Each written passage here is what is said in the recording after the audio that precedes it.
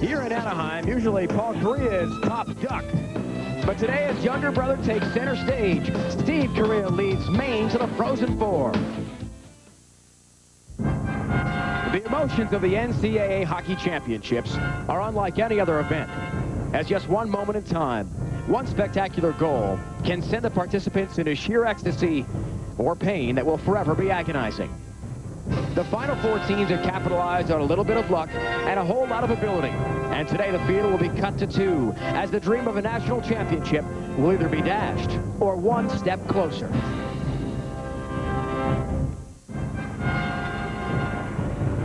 From the pond in Anaheim, California, ESPN2 proudly presents exclusive coverage of the Frozen Four, the National NCAA Hockey Semifinals. Hi again, everyone, and welcome to Southern California. Dave Ryan with you, witnessing the fifth and final meeting between these two Hockey East rivals, and they are bitter rivals. So far in the series, Maine and BC have won 2 games apiece. This, the 5th game so far of the season. Well, Maine got here with an easy win over Clarkson at Worcester in the East Regional, while BC needed to hang on in the West Regional in Madison, Wisconsin, to knock out the top seed, North Dakota. We welcome in Brian Engblom once again. And Brian, talk about the best of college hockey. We've got it here at the pond. Absolutely, and these guys will empty the tank emotionally and all of their energy as well. So, folks, find your favorite easy chair and strap yourself in. This can be a great ride. Boston College has had a great ride as well as they try to get back to the national championship game. Offensively, defensively, goaltending, they seem to have it all. They do, and they're a great speed team. They're excellent on the rush. And the guy who's going to read them in that department is Brian Jonta on the left of your screen. Incredible speed, incredible acceleration, almost impossible to knock off the puck. On the right side of the screen is Mike Motto. He's their #1 defenseman. He and Bobby Allen, team together, will control things back inside the blue line. Their goaltender, Scott Clemenson, had kind of a strange year. Struggled a little bit early on in the season. His save percentages were not where they normally were. He was here last year. He led them here. He is back again. March Madness caught up with him. Even though it's April, I hope nobody tells him. Clemenson, the West Regional MVP, has played very well for them this year. Well, BC looking to get back to the national championship game. At first, they've got to stop this guy, Correa. No, it's not Paul. It's Steve of Maine. More coming up.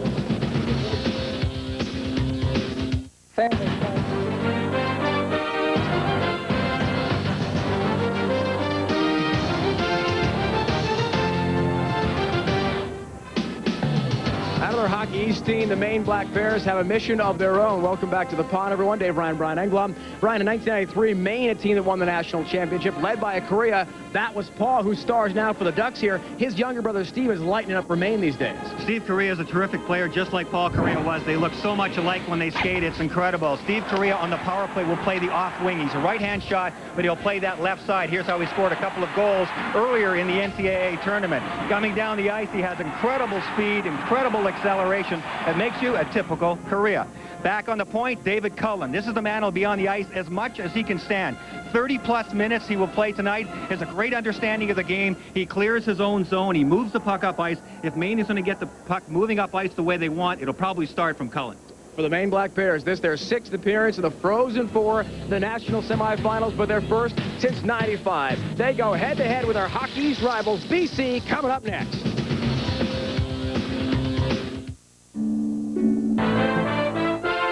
ESPN2's exclusive presentation of the NCAA Division I Hockey Semifinals is brought to you by the Delta Faucet Company. Delta, the faucet. And by Gap.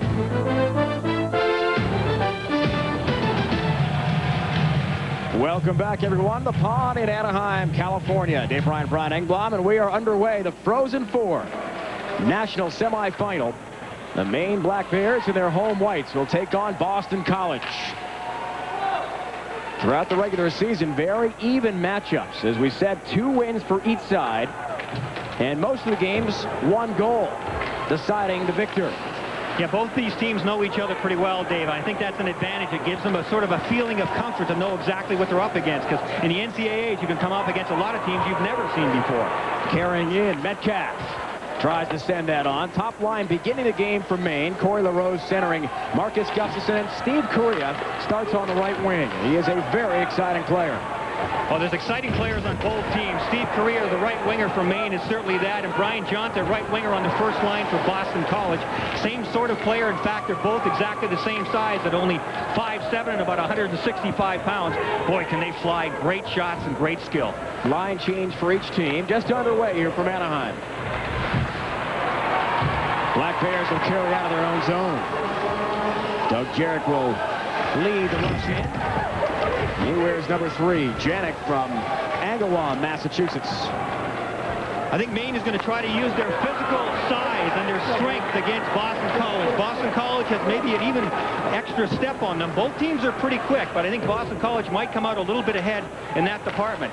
But according to people I've talked to, Maine is extremely physically strong. And if they get in there and pound them a little bit, it may tell by the third period. We saw the speed a moment ago of Brian Giunta. He has got a burst as he came across the blue line, trying to make that play in the offensive zone. Bobby Allen looks to clear now for BC, and at center ice it's spun back in by the Black Bears.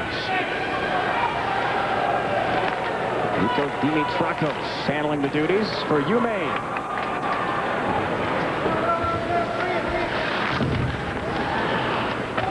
Boston College likes to cycle the puck in the offensive zone and work it. They tend to be very physical, whereas Maine, especially with Korea's line, playing with LaRose and Gustafson, can really open things up. And remember, 2 line passes are allowed in the college game. So look to see Korea streaking down ice several times. Yeah, it really opens up the neutral zone. You can make a pass from deep inside your own end all the way up to the far blue line and have it still be legal. So that changes the ice surface and the way it's used an awful lot if you're used to watching the National Hockey League games. David Cullen, number 25, is a co-captain for Maine along with Korea. Outstanding defensive player. Excuse me, Dave. Brian Giunta, we pointed out, is the top star for Boston College, and he is a player that the University of Maine Black Bears are going to be very conscious of. They're going to try and run at him, get him off his game. Number 12 in red. They're going to be hacking and whacking him. That's what he went through in his first shift. They're not going to let him get too far away. Somebody will be on his shirt tails all the time. In this case, it's Brendan Walsh, a center iceman for Maine, and he gets some help from Eck, one of their defensemen. And Robert Eck is a big target, that's for sure. 6'5", 210 from Sweden. He'll be all over Giunta today. Hobie Baker finalist, one of the 10 finalists who are here.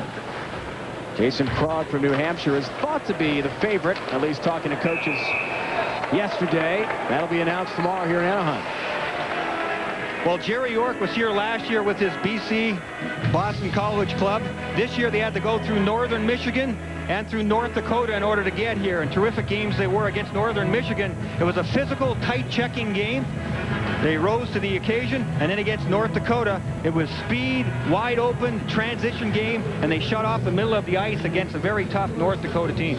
Hockey East champions, they won their Hockey East tournament championship game in overtime over UNH. New Hampshire, the Wildcats are here. They're playing in our second game against Michigan State. Maine will break out. Cullen carries across the line. And the offensive zone put just wide.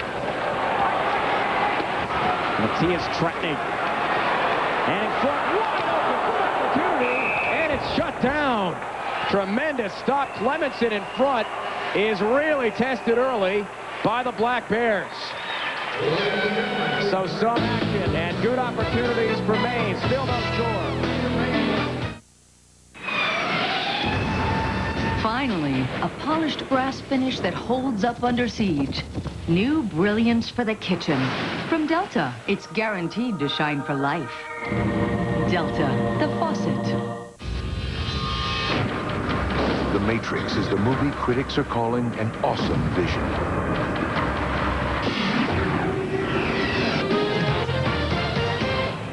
Scott Clemenson with his first big save of the game against Trotnik, all alone in front of the net on the backhand shovel. Excellent job by Clemenson to take everything away.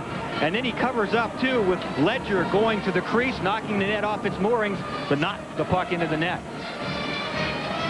Clemenson told us yesterday, very confident were the BC Eagles before their game with North Dakota. He felt, he talked to his parents before the game and said, hey, we feel, first of all, North Dakota maybe is underestimating how good we are, and we're going to win this game in terms of confidence.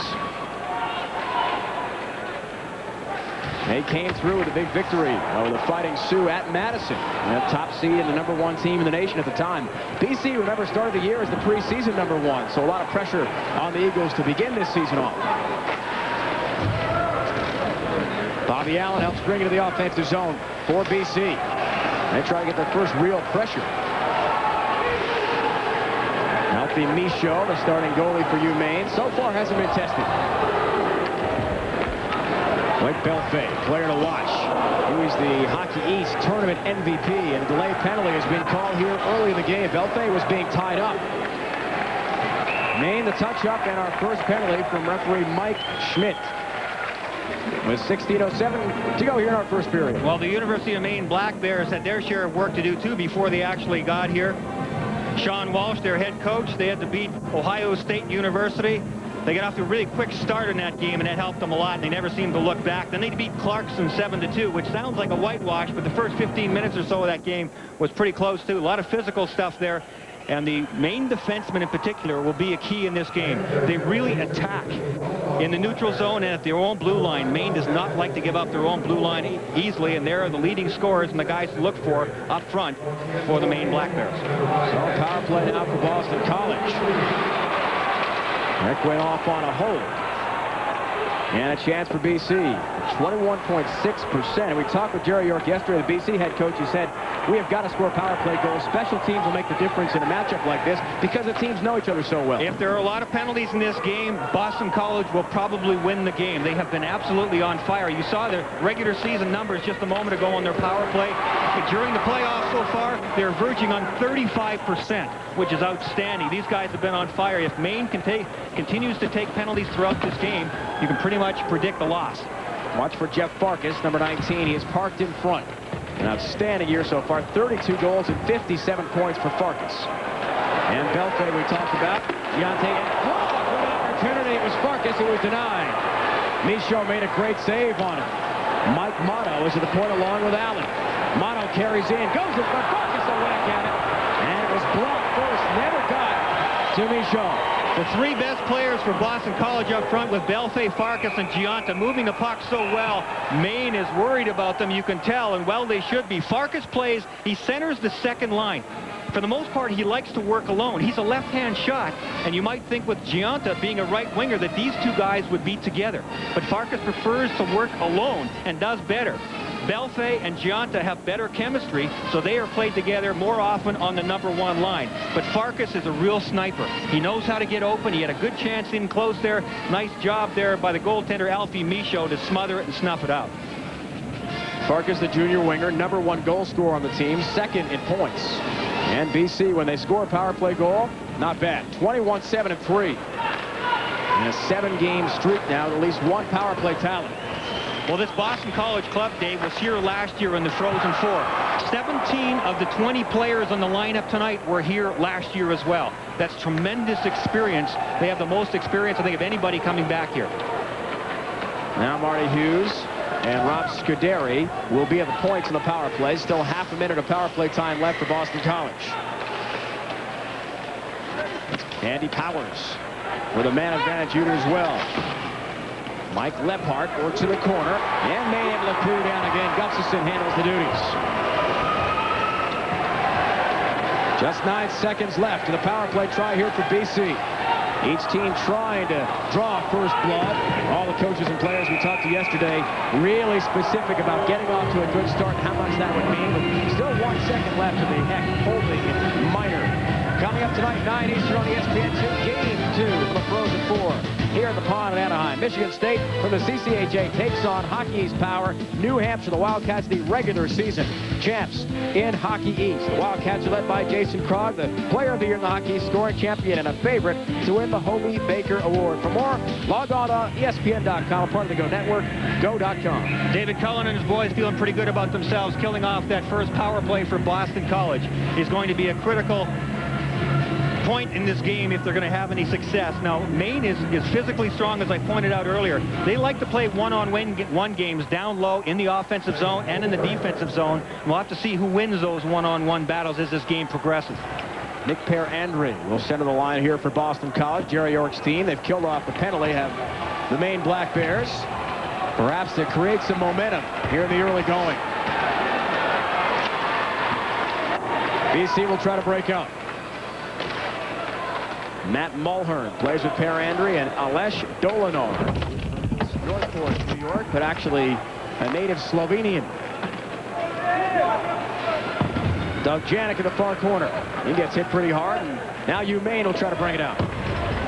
One thing that these two teams do have in common, Dave, is they've gone more to defense this year than they have in prior years. Both of these clubs have had pretty high-powered offenses over the last couple of seasons, but they have learned you have to play better defensively if you're going to win it all, and they have lost some of their firepower. Boston College lost Marty Reisner, who turned pro. He was one of the top scorers in the nation last year, and they can still score goals, but they've relied more on their defense this year. Maine Black Bears have learned their lesson as well in that department. No touch-up for icing needed in the college game. As soon as it crosses the goal line, it's an automatic icing. And a face-off now deep in the other end. Well, for some of the seniors on the Maine Black Bears, Sean Walsh said that his seniors started out on the West Coast here in their freshman year playing in the Great Western Freeze-Out as freshmen 3 years ago. So it kind of comes full circle for them back here in California, their senior year with the chance at the national championship.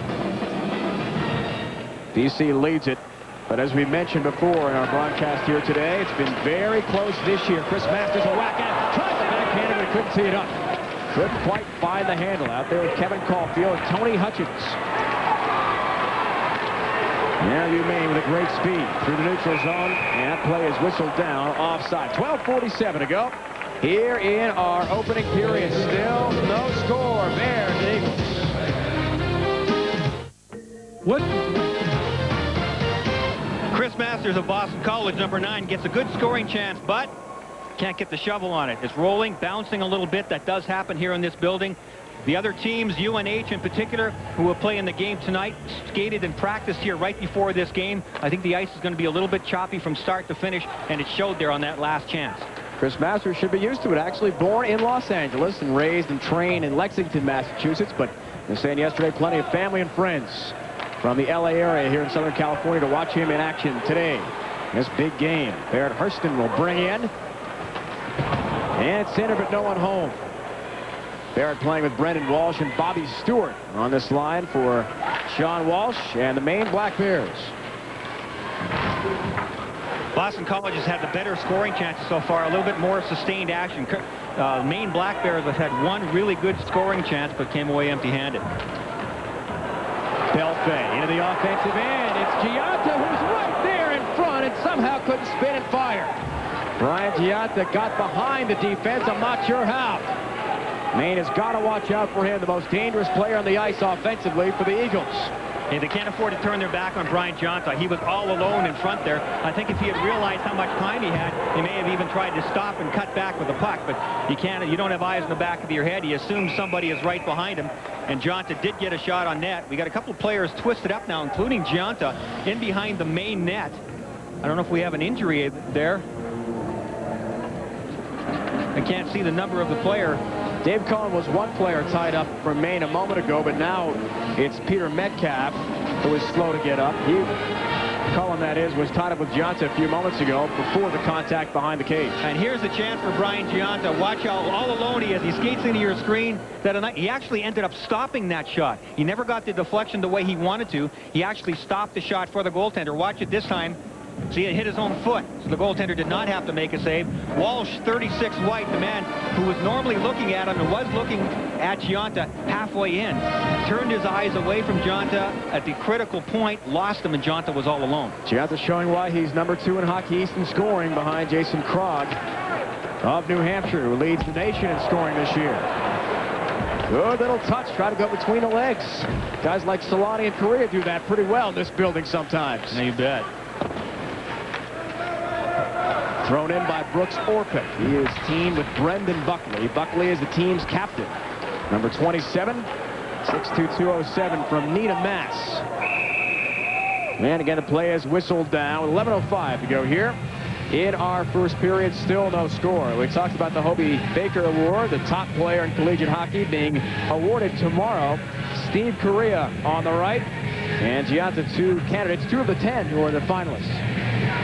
It's the equivalent of the Heisman Trophy in football, the most valuable player in college hockey. There's a list of all the players who are the finalists. And the funny thing, the interesting thing about Giunta and Paul is, there I said it already, Steve Correa, the younger brother. They are almost identical in size. Pretty small guys at 5'7", only 165 pounds, and that might be a little generous in both their cases, that they can just fly incredibly fast up the ice. Terrific acceleration.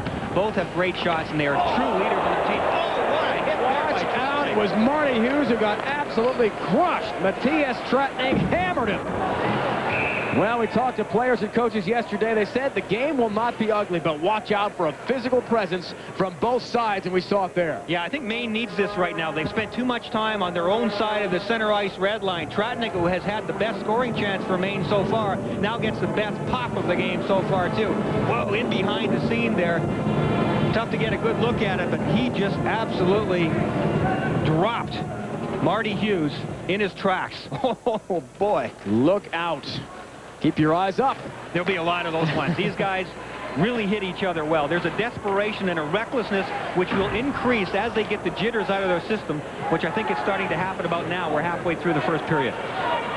Ben Guite's line. He is a junior from Montreal out there now with Dan Kurluck. Watch him on the left side, number 16 for UMaine. He has scored 23 goals, and one thing Maine talked about is how balanced their team is. Not just Steve Correa's line, led by Gustafson and Corey LaRose, who score all the goals for them, although Steve Correa had an incredible game against Clarkson in the regional. In college hockey, for the most part, you're going to find a lot of rolling of lines, 3 and 4 lines, and Kurluck, you're right, is right in behind the top scorers in the team. Correa gets most of the ink, and he deserves it. There's no doubt about it. But Kurluck has done a terrific job. His 23 goals, that's nothing to laugh about at all. I mean, he's been terrific for them all year long. Good speed, fits in well with his line mates, can move the puck extremely well. Fourth leading scorer for the Black Bears. They've got some balance. That's what Steve Correa was telling us yesterday. It's all the responsibilities not always on his shoulders. And that's something Sean Walsh, too, as a coach, has done, is give players on the third and fourth line valuable ice time against the top lines so they feel as important as the rest of the guys on the team. Right, absolutely. And here we have David Cullen, defenseman for Maine, whom we said will play probably 30-plus minutes tonight for Maine, out there against the #1 line from BC. We're going to see a lot of that. Oh, penalty here. BC's turn. Delay call for our referee. Carried in. Peter Metcalf trying to get a shot off. What a battle off to the side of the net. I don't know if it's going to be Mike Motto who's going to the penalty box, but I'll tell you, he was in a war beside his own net. Looks like a high sticking call. Brian Giunta appears to be the player headed towards the penalty box for Boston College, but what a war was going on in that delayed call. Watch down low beside the net. 3 in red. Motto will end up just going at it.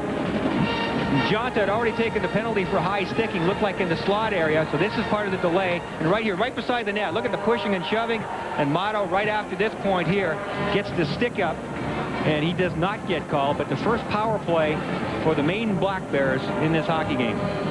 Now, the power play unit had been struggling a bit heading into the game with the Clarkson Golden Knights.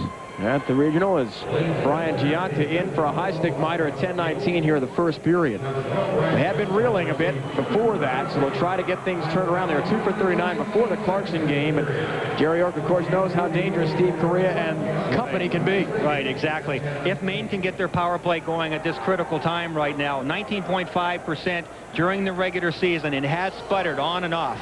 But Correa will play the offside a lot of times on this power play. He's not going to start on this first group, but when he does get out there, and I think it won't be long, we'll see him, the right-hand shot on the left wing side, and he really sneaks in from that boards and goes for rebounds.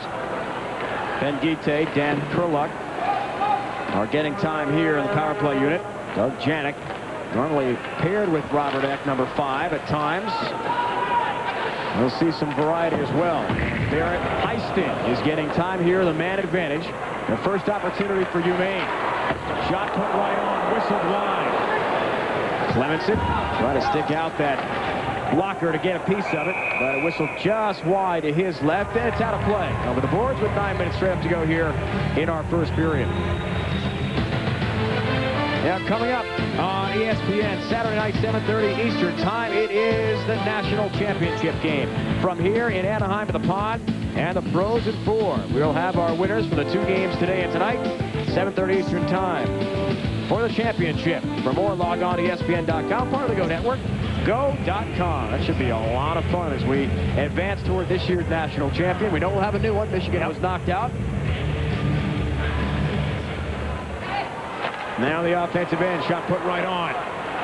Opportunity from David Cullen.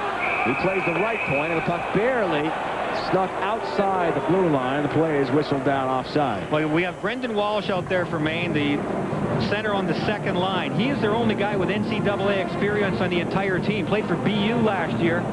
He sat out last year because he was a transfer from Boston University.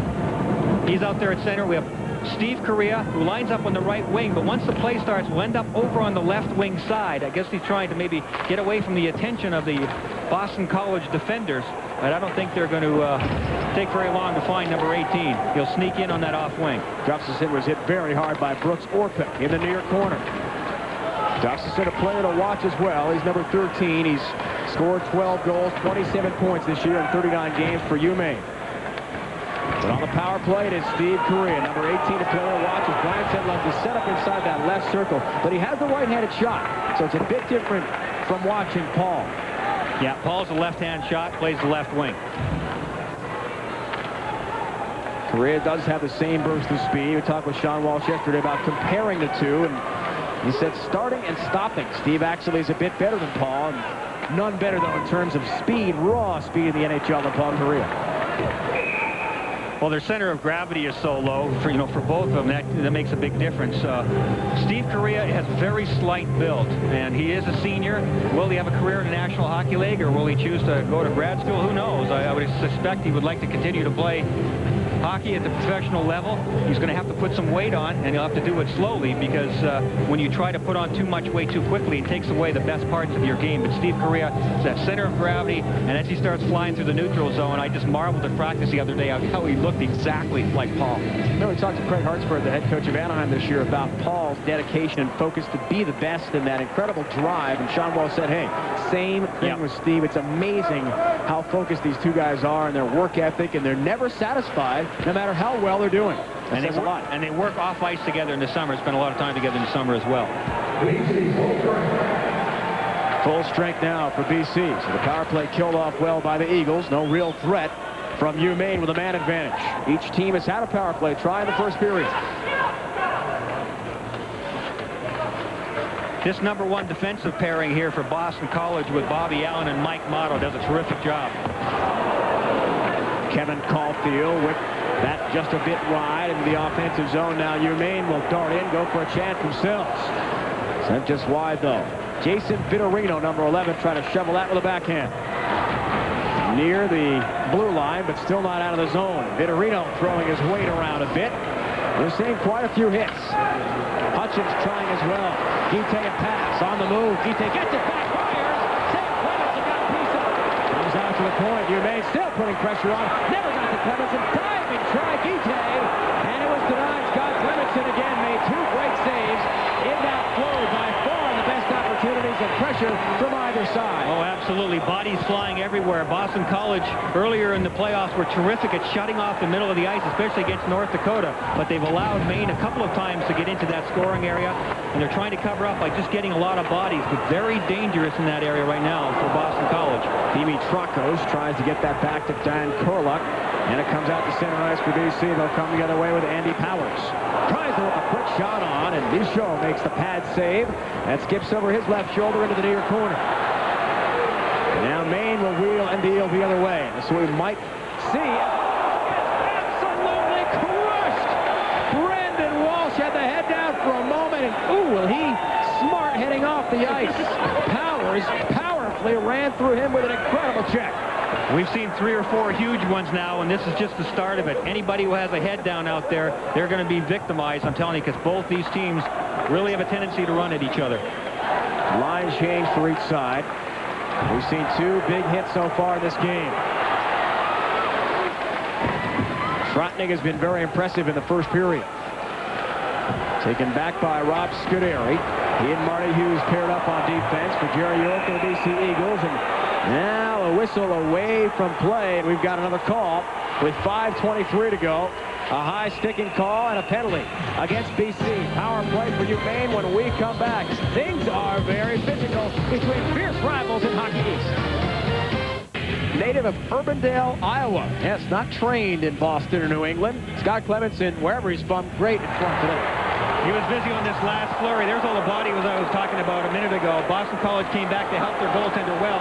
Clemenson got a little bit of luck there, too, because I think two of those most dangerous shots ended up hitting bodies in front of him. But he was down and in good position. We asked him about his style, Dave, yesterday, and he said, well, it's kind of a mixture.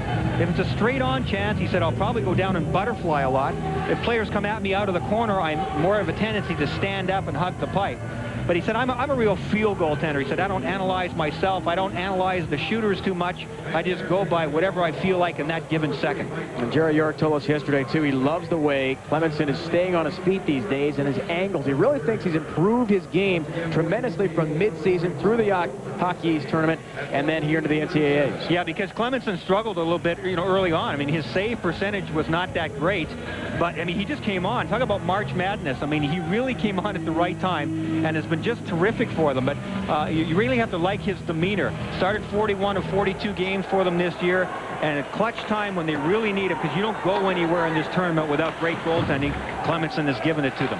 Mike Motto in high stick minor against Boston College. So the second power play try here for Maine in the first period. Ryan Gianta throws his weight around. Not one of the biggest guys in the ice either. He's only about 160 pounds, 5'8", from Rochester, New York. He's a sophomore. But boy, does he have the sniper's touch. Great score, tremendous hands. And he's out there killing a penalty, and he will an awful lot. So the Maine Black Bears defensemen have to be very sharp because they can't afford to even stay even with him because they'll get beaten in a foot race. Belfay in the offensive zone. And Michaud slightly tested, makes the skate save, and it comes out towards center ice for Kurla. They'll throw that in the offensive end. Power play unit change here for Maine. Still more than a minute left. Power play time, first period. Peter Metcalf on the move to Correa, who stood up and hit hard there right at center ice. Brooks Orpik made a nice shoulder check on Steve Correa. Steve Correa, like his older brother Paul, a star of the Anaheim Mighty Ducks, very strong, although, Brian, as you said, slight build, but he's a muscular guy and can take the hits. Yeah. Drops the center across the line, tries to squeeze the trigger. Oh, another chance for Trotnig, who's had a great first period. Matthias Trotnig normally centers that fourth line, getting some power play time here with the big boys. And it was LaRose who had the puck going right through the slot area, actually past the net. He was traveling too fast and couldn't control the puck and make the pass that he wanted to, going at the speed that he was at. David Cullen retreats. Flips toward Correa at center ice. And it's cleared away again by BC. Good play made by Matt Mulhern. He'll send it all the way down.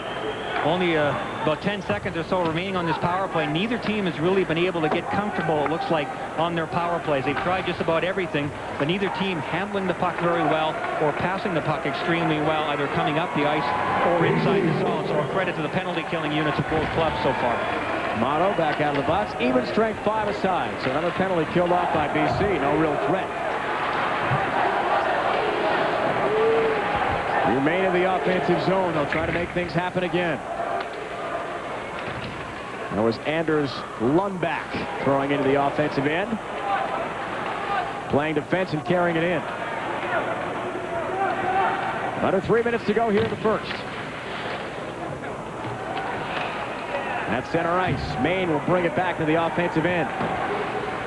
Dimitrakos, number 15 from Somerville, Mass. He's a freshman. Almost makes the interception. And BC will try to clear again at center ice. You see a lot of whistles in the college game. In the offensive zone. Rebound! And stopped by Michaud again. But a delay penalty is going to be called. Penalty coming up here. A lot of contact as well as Jeff Farkas charging in. Michaud denied him on the first attempt, and that'll be a bit of a debate who the penalty is on. It looked like BC made the touch-up. Perhaps they are guilty of a penalty. We'll sort it out when we come back to the pond in Anaheim. Farkas, good opportunity, but Michaud up to the task. It seems A penalty on Jeff Farkas, and he seemed a bit perplexed, and frankly, I am a little bit too. Farkas gets a good scoring chance coming in off the right wing. He's a sniper, follows the shot up extremely well, fanned on it a little bit, had collision with the goaltender, Michaud, and perhaps the only thing I can see, it is in that collision, but he seemed to me, oh, now they're calling it roughing. The first indication was by the referee, looked like it was interference, but it's a roughing call. As he was taken into the goaltender, he bumped into Michaud pretty hard. He was knocked from behind, got his elbows up a little bit, and that certainly was enough to make the call. So Maine Black Bears back on the power play. And Jerry York's team, again, talking to us about how special teams were going to be a very, very important facet of this game. Trying to make sure he goes into intermission at least with a scoreless game. And coming up, our Taco Bell intermission report. ESPN News will take over. And highlights from the NBA as well. Plenty on the way on ESPN2. Jerry York hasn't spared any shift time for Belfay and particularly Brian Jonta. Jonta out there again killing penalties. He is their #1 guy, but he's got a lot of shifts out there and covered a lot of territory. Barrett Heiston, normally he is teamed with Walsh and Bobby Stewart. We'll see what combination Sean Walsh has got on the ice here. And advantage under 2 minutes left in the first period. Doug Janik tries to carry into the offensive zone along with Peter Metcalf. They are at the points as defensemen on this power play for Maine. Steve Correa, their sniper and leading goal scorer, and tremendous threat. Not on the ice at the moment, at least in this unit. I'm sure we'll see him soon. And Metcalf and Janik out there on the point for Maine, as you pointed out, Dave. It gives David Cullen a chance to get some much-needed rest because of the amount of ice time he's going to have. He will get some power play time. In fact, here he comes out to the second shift. But for Cullen, it's going to be critical for him to make good decisions offensively and defensively, because sometimes his shifts go 2 or 2.5 minutes. He has the puck right now. If he gets caught at the end of a 2.5-minute shift out against a Farkas or a Belfay, it's going to end up in his own net. Correa in between the wickets, couldn't quite find the handle. Looks to regain. And it's intercepted and sent down by Brooks Orpik. Boston College penalty killers doing a terrific job in the neutral ice area. Maine hasn't been able to solve them yet, coming up smoothly through the neutral zone and getting the puck in under control. They've been forced to dump it in like this pretty well every time. LaRose out there, Matthias Tratnik and Steve Correa. But the intercept again. Carried in now by BC. Sharp angle shot put right on. And denied as Andy Powers was stuffed. The other way. Maine trying to break out, make something happen. It's Bobby Stewart, number 17, looking to create on the near wing boards with LaRose. He lost the handle inside that circle. Quick shot put right on. Reach was loose. And at the last moment, poked away by Clemenson. Well, Maine is the team now that's starting to pull the trigger from the dangerous scoring zones more often. They're in the deep slot. They're throwing it to the net. Not many of them are getting through yet. But if Boston College doesn't do something about that, it's going to end up behind Clemenson, because there's no way he's going to be able to see every single puck and make all the saves when there's so much traffic in front of him. Jim Ledger decked by Brendan Buckley at the end of the period, and that is it. Clemenson and Michaud so far are pitching respective shutouts, BC and Maine. Coming up, the Taco Bell intermission report. ESPN News is next. After 20 minutes here in Anaheim, we have no score. ESPN2's exclusive presentation of the NCAA Division I Hockey Semifinals is brought to you by Taco Bell.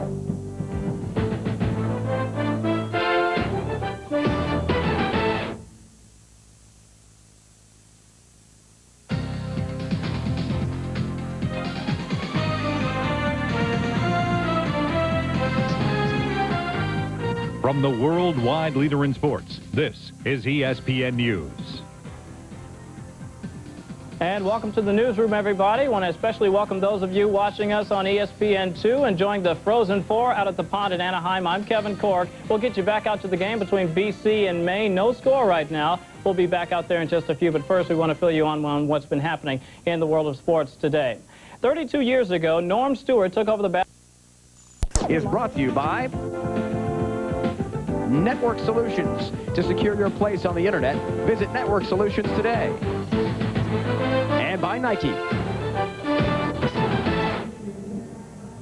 This is the 62nd all-time meeting between these Hockey East rivals, but the first ever within the NCAA tournament, and comes here at the Frozen Four. Welcome back to the pond, everyone. Dave Ryan, Brian Engblom, both coaches from Maine and BC promised this game to be fierce, physical, a lot of hitting. We had that in the first period. Yeah, that certainly was true. I was actually a little bit surprised that there was more work along the wall than I sort of expected. I thought we were going to see a little more sort of the fly fishing style where you cast and recoil and cast and recoil, but here's what really happened in the first: a lot of collision.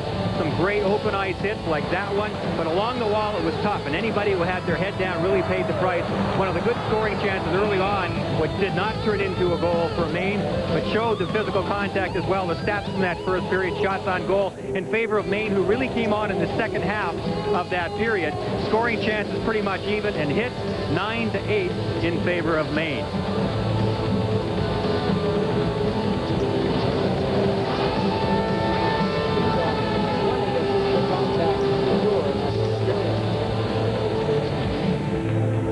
Well, coming up on ESPN and ABC Sports as well, 8 Eastern and Pacific on ABC, the World Figure Skating Championships will be presented by MasterCard as they continue from Helsinki, Finland.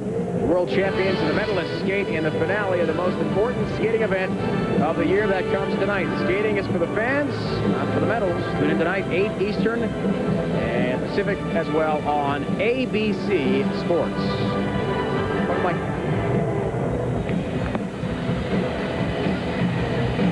First period just coming to an end, and we are ready now for period number 2. In no score between BC and Maine. The Hockey East rivals going head-to-head here at the Frozen Four. Some fans have come all the way from Bangor, Orono area. That is a long ride, flight, train ride. Actually, we found out a few fans came from Bangor the minute they found out UMaine had won their game via an Amtrak train all the way across country, and it took them 2 days to get here, and they finally have made it. Of course, happy to support their Black Bears. See how each team got here to the Frozen Four in Anaheim, California. UNH will play Michigan State. CCHA against Hockey East. That comes up later tonight here on ESPN2. Clarkson went down to Maine as Steve Correa had 6 points in that game. He was 3-3 and voted the region outstanding player. In Boston College, a 3-1 win. Clemenson was brilliant against North Dakota, the #1 seed. Yeah, in that game, Maine against Clarkson, the 6 of the 7 goals that were scored, Steve Correa had a hand in them, and that's the type of hockey he has played for them all year long. And it appears that on the face of it, when you have a 7-2 score, that you feel like it was a real runaway, but Clarkson played much better than the score showed. But when the game was pretty much out of reach after a couple of goals, you know, it just sort of fell apart from there. But both of these teams on the ice here tonight have the ability to really open things up quickly with their speed and their ability to move the puck. And Sean Walsh and his boys are happy to be back at the Frozen Four. It's been a few years since they were here. And Jerry York back here for the 2nd consecutive year. It is here in Anaheim, the first time it's actually been held west of the Rockies, the Frozen Four. It goes back east next year, Providence, Rhode Island, Albany, New York, and the Pepsi Arena will host in 2001. St. Paul, Minnesota, the great arena they'll built just for college hockey in 2002. And to the Marina, where the Buffalo Sabres play in 2003, Buffalo, New York, as Chris Masters will get set to take the draw at center ice to begin our 2nd period. Brian, what do you look for? Well, I think it's going to open up a little bit more. Both teams have gotten their feet wet here. They got rid of the jitters. I think some of those big hits that we showed helped them kind of get acclimated. I think we're going to see a little bit more attack from the Maine defensemen in the neutral zone. They'll be doing maybe a little bit of head hunting there, and I expect the pace through the middle of the ice to pick up a little bit. Speaking of big hits, we saw Brendan Walsh absolutely get smoked in that first period. The UMaine officials up here in the press box of the pond tell us they are looking at Brendan as a possible not to return, but we'll get a report as soon as we can. He's got a pretty badly bruised leg. Well, that's not good news for them, because Walsh plays an awful lot of hockey for them, but they have pretty good depth on their club, and they didn't get this far without having that depth, so other players are going to have to step up and do a job on it. Maine on the road this year, 10-4-2, a neutral ice 4-1-1, so they were outstanding wherever things went for them this year. An overall record of 29-6-4 for UMaine. Still trying to break the ice, and the first goal of our Frozen Four from Anaheim, California. And when the Black Bears score first, they've done well. In front, Yana trying to create along with Belfay. And that play started from the blue line. Maine almost cleared the puck out of their zone, but Mike Motto did a good job of keeping it in just by an inch or so right at the blue line. He fired it at the net, and you have Belfay and Jonta and all their top scorers headed to the net. There's Motto keeping it in. Good low shot on net. Nobody immediately in front of the net. But the rebounds, which Alfie Michaud has a tendency to give out. He will give out fat rebounds from time to time, and he needs his club clearing the puck effectively in order for them to win hockey games, which they have done up until this point. But if Michaud continues to give out rebounds like that, it's not going to be a good story for them. Michaud had played well in the regionals, 2 games, stopping 40 of the 44 shots he faced. As Maine blasted Clarkson at Worcester, Mass to get here. Delay penalty call again. Michaud kicks out that shot. Put on the point from Metcalf, and a touch-up from Maine, and we've got a call. Interference is the indication from Mike Schmidt, our referee, and a power play coming up for BC. Maine likes to play one-on-one down low in their own zone. I believe it's Trotnig in the middle of the slot doing just that, playing one-on-one, but it'll be an interference call right there. A little bit of a trip up there, so perhaps some bad luck for Trotnig as well. You see the referee's hand goes up immediately, so Boston College back on the power play. Sean Walsh's team to begin here in the second period will face what has been a very up-and-down power play for BC. Had a couple of power play goals against Northern Michigan. The 3rd time in the last 7 games they had at least 2 power play goals. But it's been inconsistent. Metcalf, big one, and a shot deflected wide as Belfay was parked in front. He's kind of like the Keith Tkachuk of this team. Watch out. Very good player in front. Blake Belfay on the move. Metcalf shot, and it comes all the way out to Farkas inside that right circle. And deflected away to center ice. Belfay likes to park himself right in front. Difficult to move because he's so big. He's about 6 foot, 210 pounds, and built like a rock. He's solid. Michaud with a whack at it. Little Dominic Hasek out of midair. Yeah, I'll say. Farkas tries the center. Alfie Michaud takes no chances with 18:21 to go here in the second frame. Yeah, Belfay's a very skilled center iceman for Boston College. He had a good scoring chance actually a moment ago because the shot from the point from Mike Motto was on target, but it was more of a pass than a shot. Belfay, the center iceman who likes to take up room in front of the net, did a good job of getting only a little piece of the puck. Didn't redirect it into the net. Had he got a little bit more of it, I think he had a goal. But Boston College has not gotten to the front of the net as probably as often as they needed to here on this power play sequence.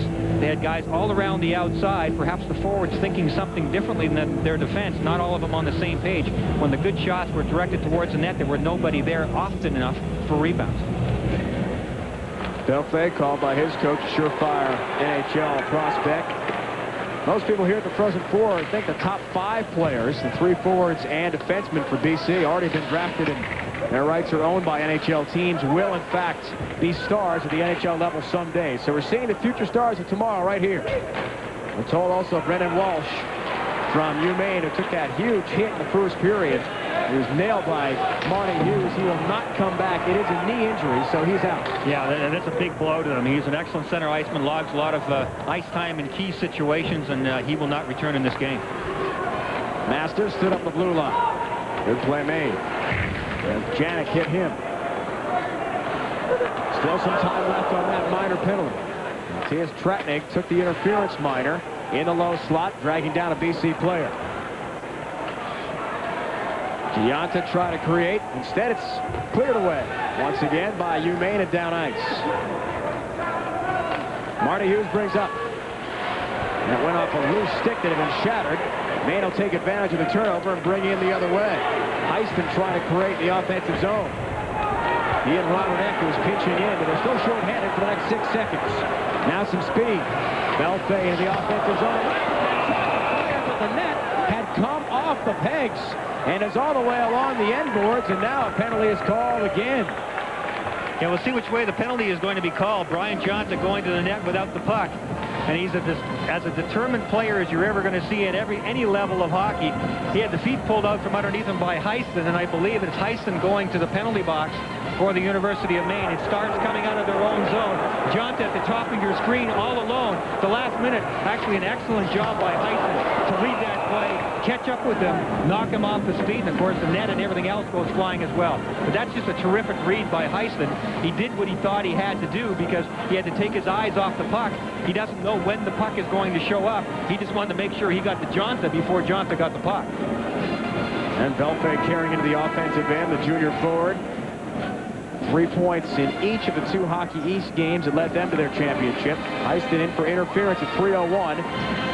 They're in the second period, so they're in a heap of trouble.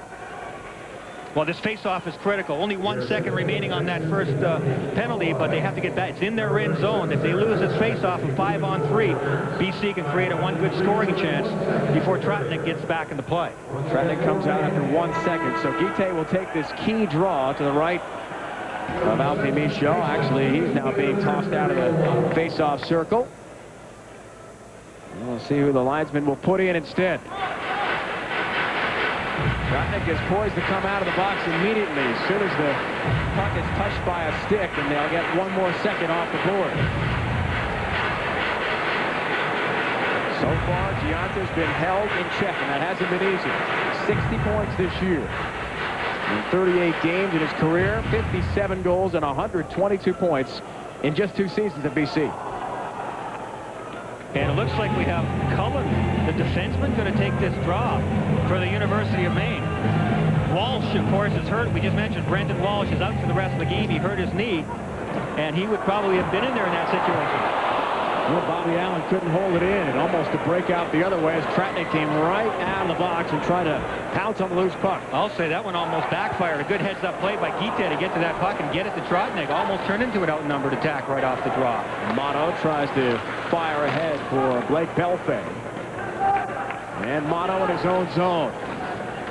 All Hockey East tourney performer, as many of the BC Eagles were in their championship run this year. Farkas inside the left circle. Lost the handle. Still $1.25 and counting left. On the end boards, Farkas muscles it away, and Belfay out to the right point. Mono trying to hold it in, and finally it's cleared out to center ice where Blake Belfay has got to start things over again. Belfay looks to carry over. Got a lot of strength. Good speed, too. Backhand try. Goes through the crease. Gianta tried to crash in along the right wing and make a play. Instead, it's cleared away by UMaine all the way down ice. Penalty kill units for each team have been excellent. Again, Belfay. Again, the strength, and it's poked away. And another call is coming up from Mike Schmidt, our referee. Blake Belfay creating another power play try for Boston College. There's still 47 seconds left on that Heiston interference minor. So things awfully tough here for Doug Janik and the UMaine defense. Now coming up on ABC Sports. Tonight, 8 Eastern Time and Pacific on ABC, the World Figure Skating Championships presented by MasterCard continue from Helsinki, Finland. The world champions and the medalists skated the final and the finale, the most important skating event of the year. That comes up tonight. The skating is for the fans, not for the medals. Tune in tonight, 8 Eastern and Pacific on ABC Sports. Well, Maine getting themselves into penalty difficulty here. They're going to 5-on-3 against them again. And this time it's Janik going to the penalty box. He just never got leverage, never got good body position, so he's constantly using the stick for leverage. With Belfay driving to the net, Boston College has driven to the net much better here in this second period. So a 5-on-3 situation for Boston College. Again, they have been red hot in the power play during the playoffs here, and this could be a very critical time in this hockey game for the University of Maine Black Bears. And Belfay. And we'll test Alfie Michaud again. Belfay's been hot entering the Frozen Four. 8-game points streak. 2 assists against Northern Michigan. He had 1 helper in that victory over North Dakota at Madison. So now the 5-on-3 for the next 43 seconds. Mono out there, ice time with Bobby Allen. In front they go. It's whistled wide. Giante is set up to the right of Michaud. In the corner. Belfay. Out for Mike Mono. Out there with Allen at the points. Belfay at the goal line. Try to send it in from the sharp angle. One-time shot. Mono's denied by Alfie Michaud. And he covers up in the last second. Not easy with a 2-man advantage. Still 19 ticks left in that. Well, a couple of shots from the point, that last one by Motto on target, but the better scoring chance was earlier by Bobby Allen, who was tops of the circles, dead center, and missed the net. Playing catch, throwing it down low. The chances I like better for Boston College if they get it back from low to high like this. But in this instance, Motto is pretty far out. He does hit the target, but it's not really from close enough on a 5-on-3. In that situation, if he takes the puck, passes it across to Bobby Allen, his defense partner, Allen has a chance to walk it down 2 or 3 strides and really drill it from the tops of the circle. There's the numbers for Alfie Michaud, whom I remarked earlier when I saw the games that they played earlier in the NCAA tournament, Dave. He really kicked out some big rebounds, but did a nice job of smothering on this last sequence of the power play for Boston College. And Bobby Allen, one to watch as well with a power play. 4 power play tallies this year for him. The leader by far, though, in that category has been Belfay, who's been amazing all year long. Some man advantage. Sometimes on 5-on-3, you put too much pressure on yourself to make the perfect play. Boston College showing a little signs of that here. They used up some valuable time. Didn't go to the great shot selections, I didn't think.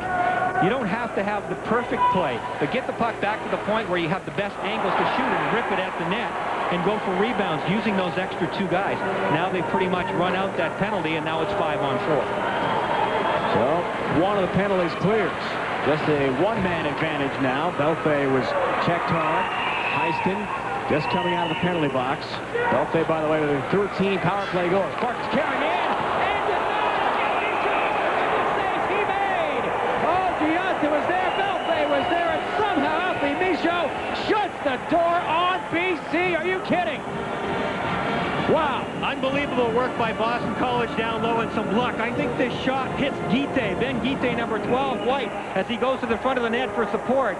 Excellent work here by Farkas. Great puck control. There's 12, White. Yeah, hit him in the left foot. A great scoring chance for Boston College goes by the wayside as Farkas brings the puck into the middle. There's the shot. Guite, 12, White, blocking it almost by accident with his left foot.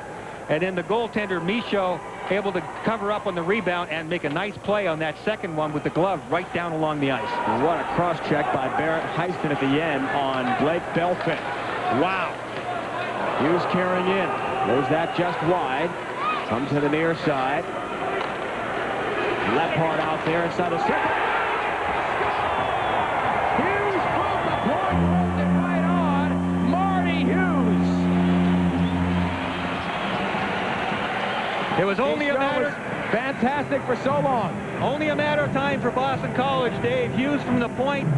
The shots are starting to get through for Boston College. Hughes finds the mark. He'll beat him on the glove side. And it was that excellent fake, but the traffic in front which fooled Alfie Michaud.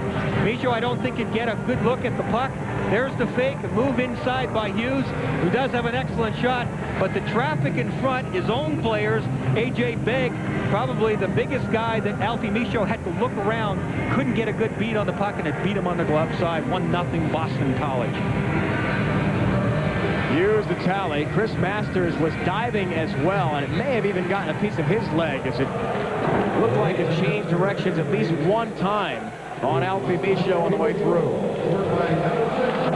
Marty Hughes is getting credit for the tally, and it's a big power play goal for Boston College as they finally break the ice here at the Frozen Four and take the lead.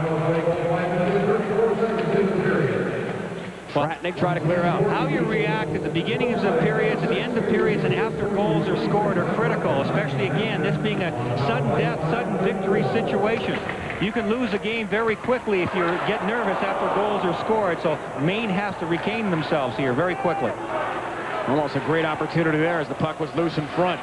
Tony Hutchins trying to follow up. The line with Masters and Kevin Caulfield. Again, charging through. Boston College, a lot of pressure. Jeff Giuliano trying to create. Farkas was taken down. Giuliano is taken down himself inside the circle, as is Mike Lepart. Finally, Maine able to get it out. They have not had any opportunities here in the second because they've been down a man the whole time, or at least 2 men with power play tries. That's right, and Maine's defensemen are getting tired. Second period, you're a long ways from your bench, and they have to get the puck out of the zone, use long passes, and then dump it in order to change the momentum and get off the ice. Mike Motto tried to hold that in, but it is whistled down offside with 13:09 to go here in the second. Finally, an icebreaker, and it comes off the stick of Marty Hughes. A goal for BC, and they lead 1. It's not a big goal scorer. Not a big point producer for Jerry York's BC Eagles, but certainly taking advantage of the power play try here in the second period. Wow, 7-0 there. Yeah. Ooh, 7-0 here in this second period. So Boston College has gotten rid of some of the jitters, and they're starting to use that quickness and the speed and the cycling down low. They're actually a good rush team, too, because of their speed. But what they've been able to accomplish here by sustained attack inside the zone have been the story here so far in this second period for Boston College. A.J. Begg has apparently moved up into the spot of Brendan Walsh because of that knee injury we told you about. A huge hit. And that came from Marty Hughes as well. Hughes scoring, by the way, first goal in 26 games. And it helps put BC up by 1 here at the Frozen Four.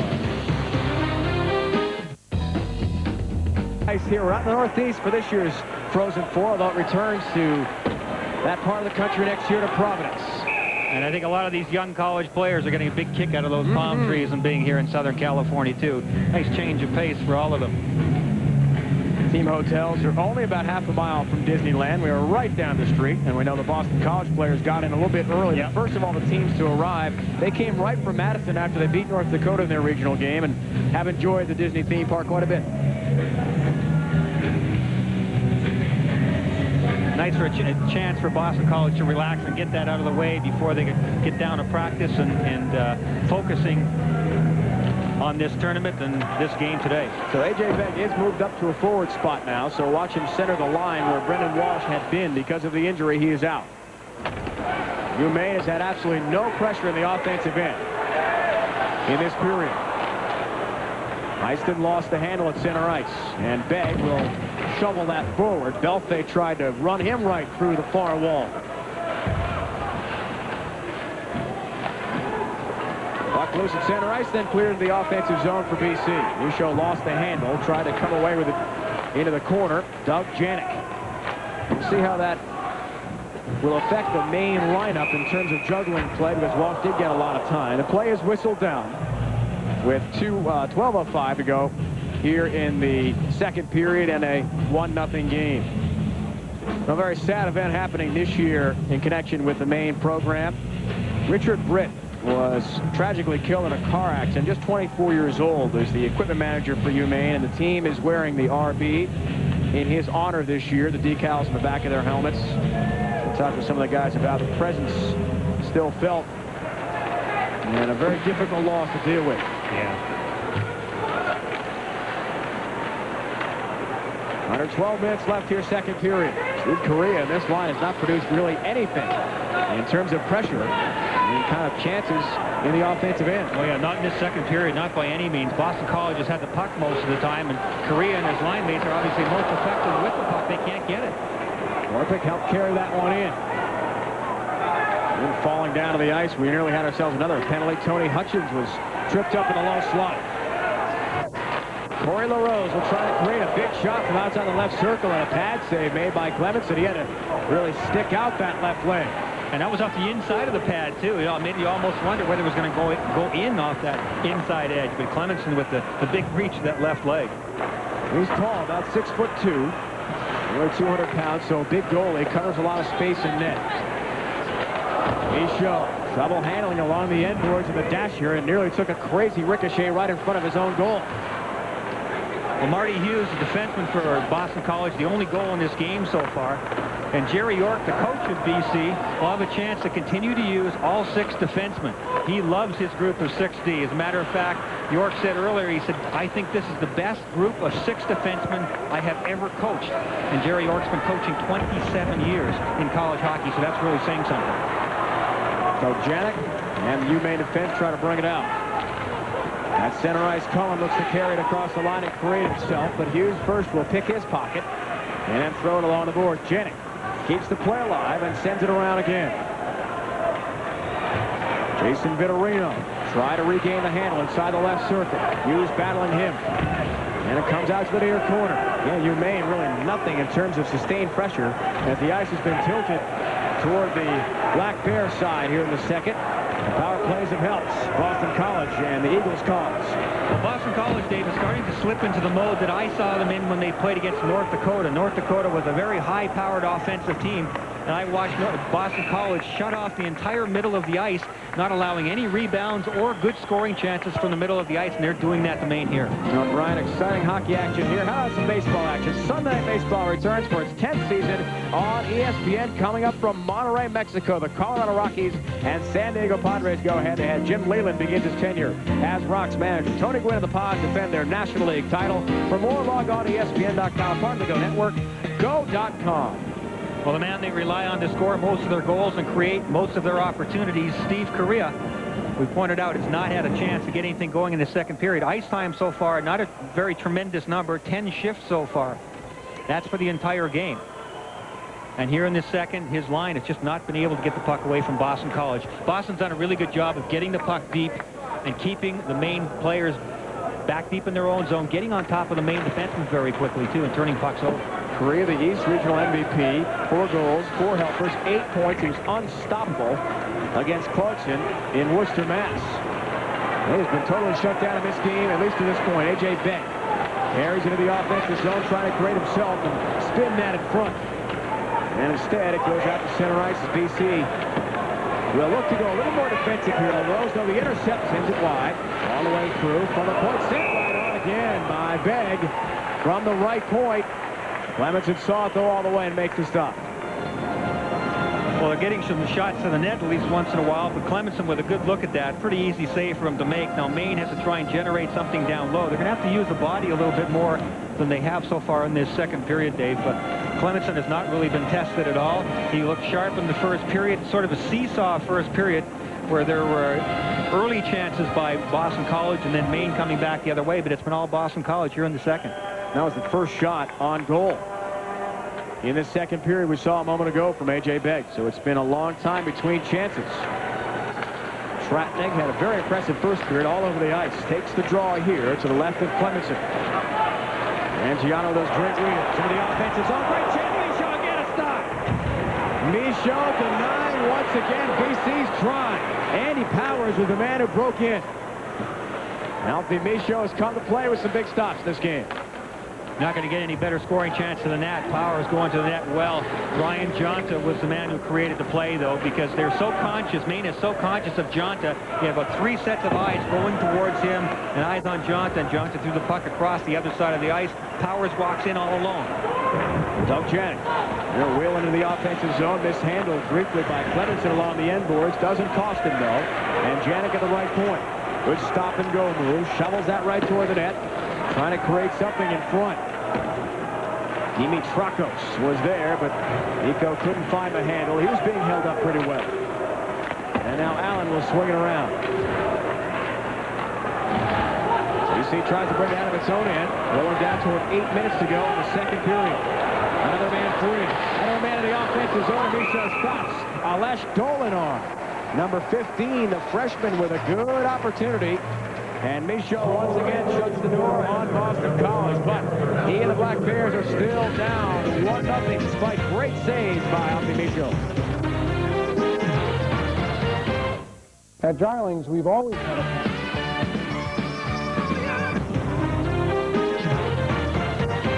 Brian Jonta with a great play over to Powers. Look how much room Powers has. The University of Maine scrambling to get back into position, but a good quick release there by Andy Powers and an excellent save by Michaud. But again, it was the fact of Brian Jonta attracting all the attention and then just throwing it out into the open ice, Powers skating into it. From Arlington, Massachusetts, 5 multi-point games and 1 multi-goal game for Andy Powers. Plays with a couple of great talented line mates in Blake Belfay and Brian Gianta. Tony Hutchins cross ice. There's BC again. Will try to create. Chris Masters will fall off and try to be the first one there along the end boards. He gets hit pretty hard. LaRose, they try to release. Steve Correa so far has been held in check. That's not easy to do with that great speed and scoring touch. No shots on net yet for Steve Correa, but don't count him out. Maine's leading scorer and one of the co-captains along with David Cullen. LaRose will tip it all the way down ice. Maine with a good breakout in that last sequence there, Dave. They made the pass out to Correa, the man they want to have the puck, but Steve Correa had nowhere to go and nobody to work with. Both his other 2 line mates, their forwards, were way back in the zone, and he had to stall and wait for them. So although it got them out of their zone effectively, it did not turn into offense the way they would like it to immediately. Farkas on the forecheck nearly had a great chance too. Jim Ledger looks to carry in along with Vitorino and Tretney. Jeff Giuliano's strip that comes right to Jeff Farkas, who's got the speed too. Into the offensive zone, shot was knocked down by a skate, and it comes out to center ice. Brendan Buckley, team captain, has the play stripped down, and it is whistled down by the linesman. Offside with 6:40 left here in the second. Dave, that last play I was talking about with Steve Correa in the neutral zone. He is out in the neutral zone. The pass is going to come from the zone all the way out. Here's Correa moving into the neutral zone. And then watch, you'll stop it in here. He has to wait.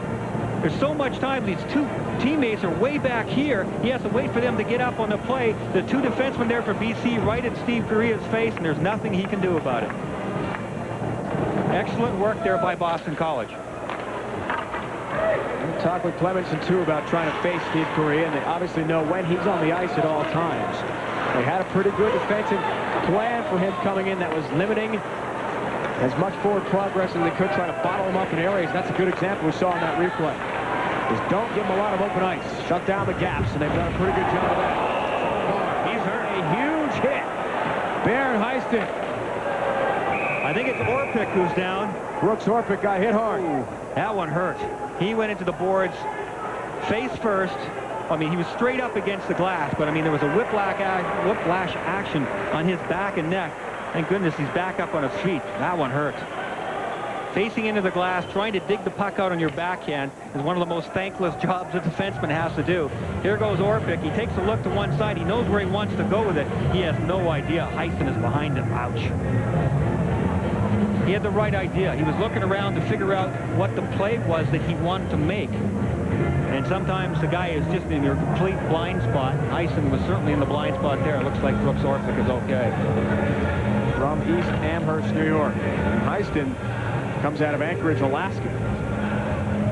The school at UAA, University of Alaska Anchorage, is actually the host of this event here in Anaheim.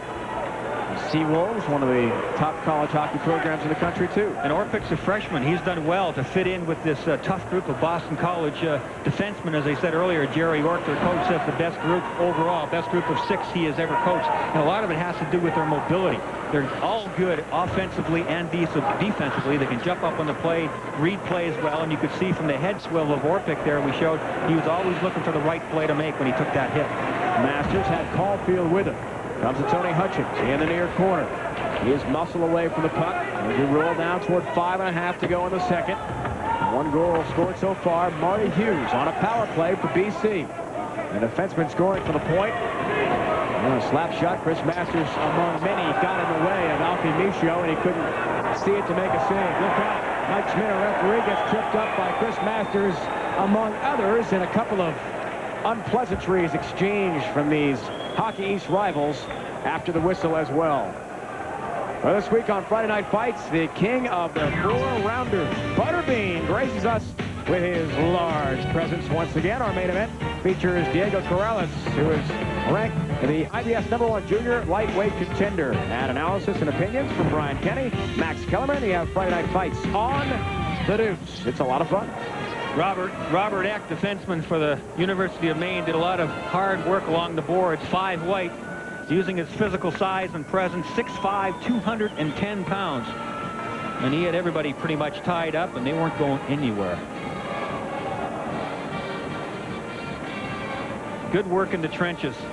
Guite giving some good help to Eck. Guite much smaller than Eck, but Eck wasn't letting anybody walking out of there with that puck for Boston College. Per-Andre's line out there now with Matt Mulhern on the right. Alesh Dolinar on the left for BC. Boston College out shooting Maine 23-15 at this point. During the year, they've outshot their opponents by more than 6 per game. And last year, it was a higher number, almost 9 per game in their march to the national championship game before they, of course, lost to Michigan. Not a lot of shots here for Maine at all. They've been shut down. Michaud again is tested. Michaud being conservative there and smart. Boston College is going to the net so effectively in this second period. Michaud needs help in front of the net to get those pucks cleared. Sean Walsh trying to get his troops to get into transition better from defense to offense. They just haven't been able to get their game going. They do have some good team speed going through the neutral zone, but credit Boston College for shutting everything off so far. Farkas takes the draw to the right of Alfie Michaud. Clear down ice for Correa. Design play off the far wall. Steve Correa was ahead of the field by a stride, but couldn't quite catch up with it. Doug Janik feeds LaRose.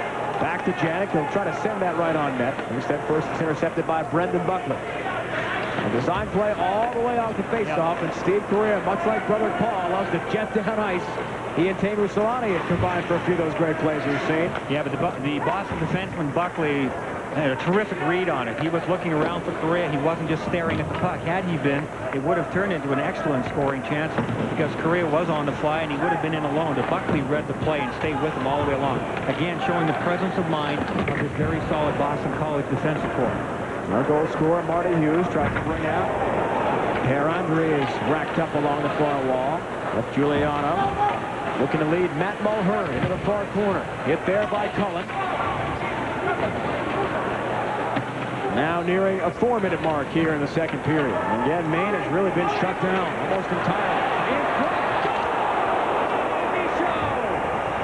Alex Dolinar was wide open, and somehow Michaud made a stop. Now Cullen carries him the other way before it's stripped at the last moment. Leading the rush. Alfie Michaud keeping his team in this game with some spectacular saves. That's for sure, because Boston College has come at Maine so successfully now in this second period that the Maine Black Bears are struggling a little bit. With Alfie Michaud, Stones, Dolinar all alone in front with nobody else around them. Wow, they needed that one. Michaud saving the day on that last sequence. A terrific save to keep his team in it. Dolinar was in all alone against him. Sean Walsh, his coach, says that probably Michaud has been our unsung hero, which is kind of unusual and perhaps in college hockey because they do get a lot of attention. But he said Michaud has been so good and so solid for us that he probably has been unsung. He hasn't got enough credit for the number of big saves he has made for us, especially down the stretch and in the playoffs so far. And that one was a huge one. Still 1-0 Boston College. Mike Votto tried to carry into the offensive zone for BC. Instead, it's stripped away. And sent down where Bobby Allen has got to try to play it out. Held in by Robert Eck. Tossed down low. Motto. And battle there along the end boards. As he's playing against A.J. Bank. And he's moved up to a forward, and it's tipped over the glass out of play.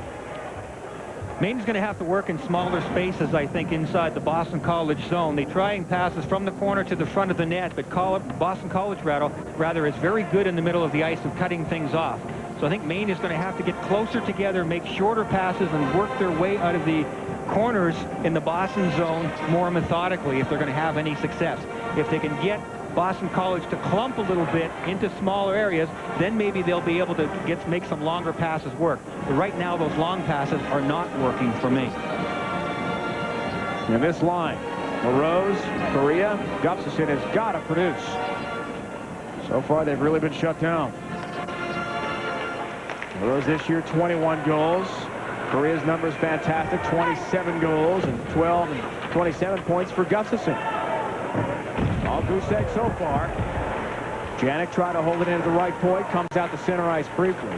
Late offside, waved off. Now Powers tries to bring it himself. Good move. Backhand try. Michaud maybe saw that late, but able to get a stick on it. Throws it in the near corner. Gianna couldn't find the handle himself. Now the other way. Correa finally gets a shot off, and Clements able to stick that out without much trouble.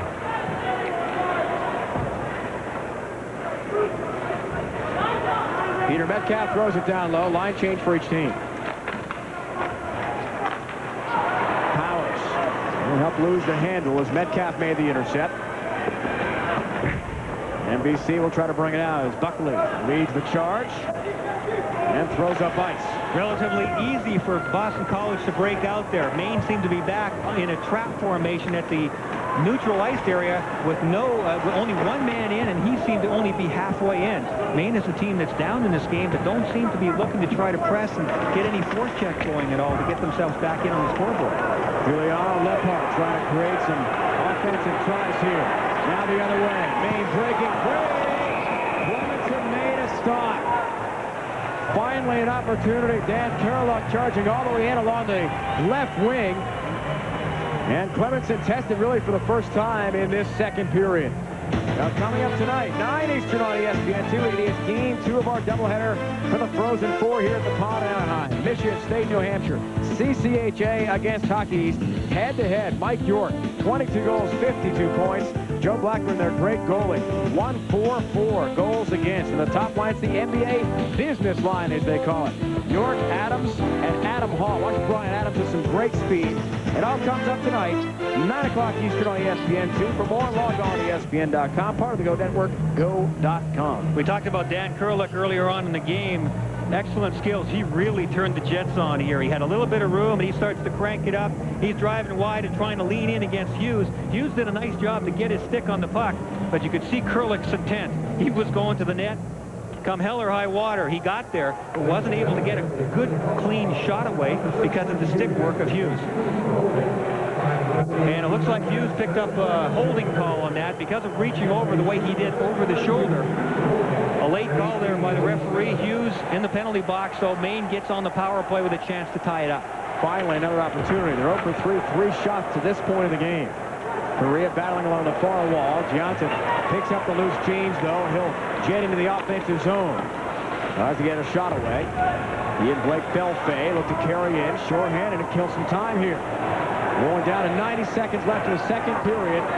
For the Pond to Anaheim, still a 1-0 BC lead. The man in the box. Marty Hughes, the lone goal scorer. And the play is whistled down with $1:22 left in the second period. Well, Boston College has done an excellent job against Maine all year. This is the 5th time they've played them. Killed 22 of 24 Maine power play chances this season. So the Maine Black Bears haven't been able to solve these guys so far. Jerry York, coach of the Boston College, has used his top guys an awful lot. Brian Johnson kills a lot of penalties up front. Belfay has had a lot of turns out there as well. Those guys have seen an awful lot of ice time, and they will attack when they're shorthanded as well if they see a chance.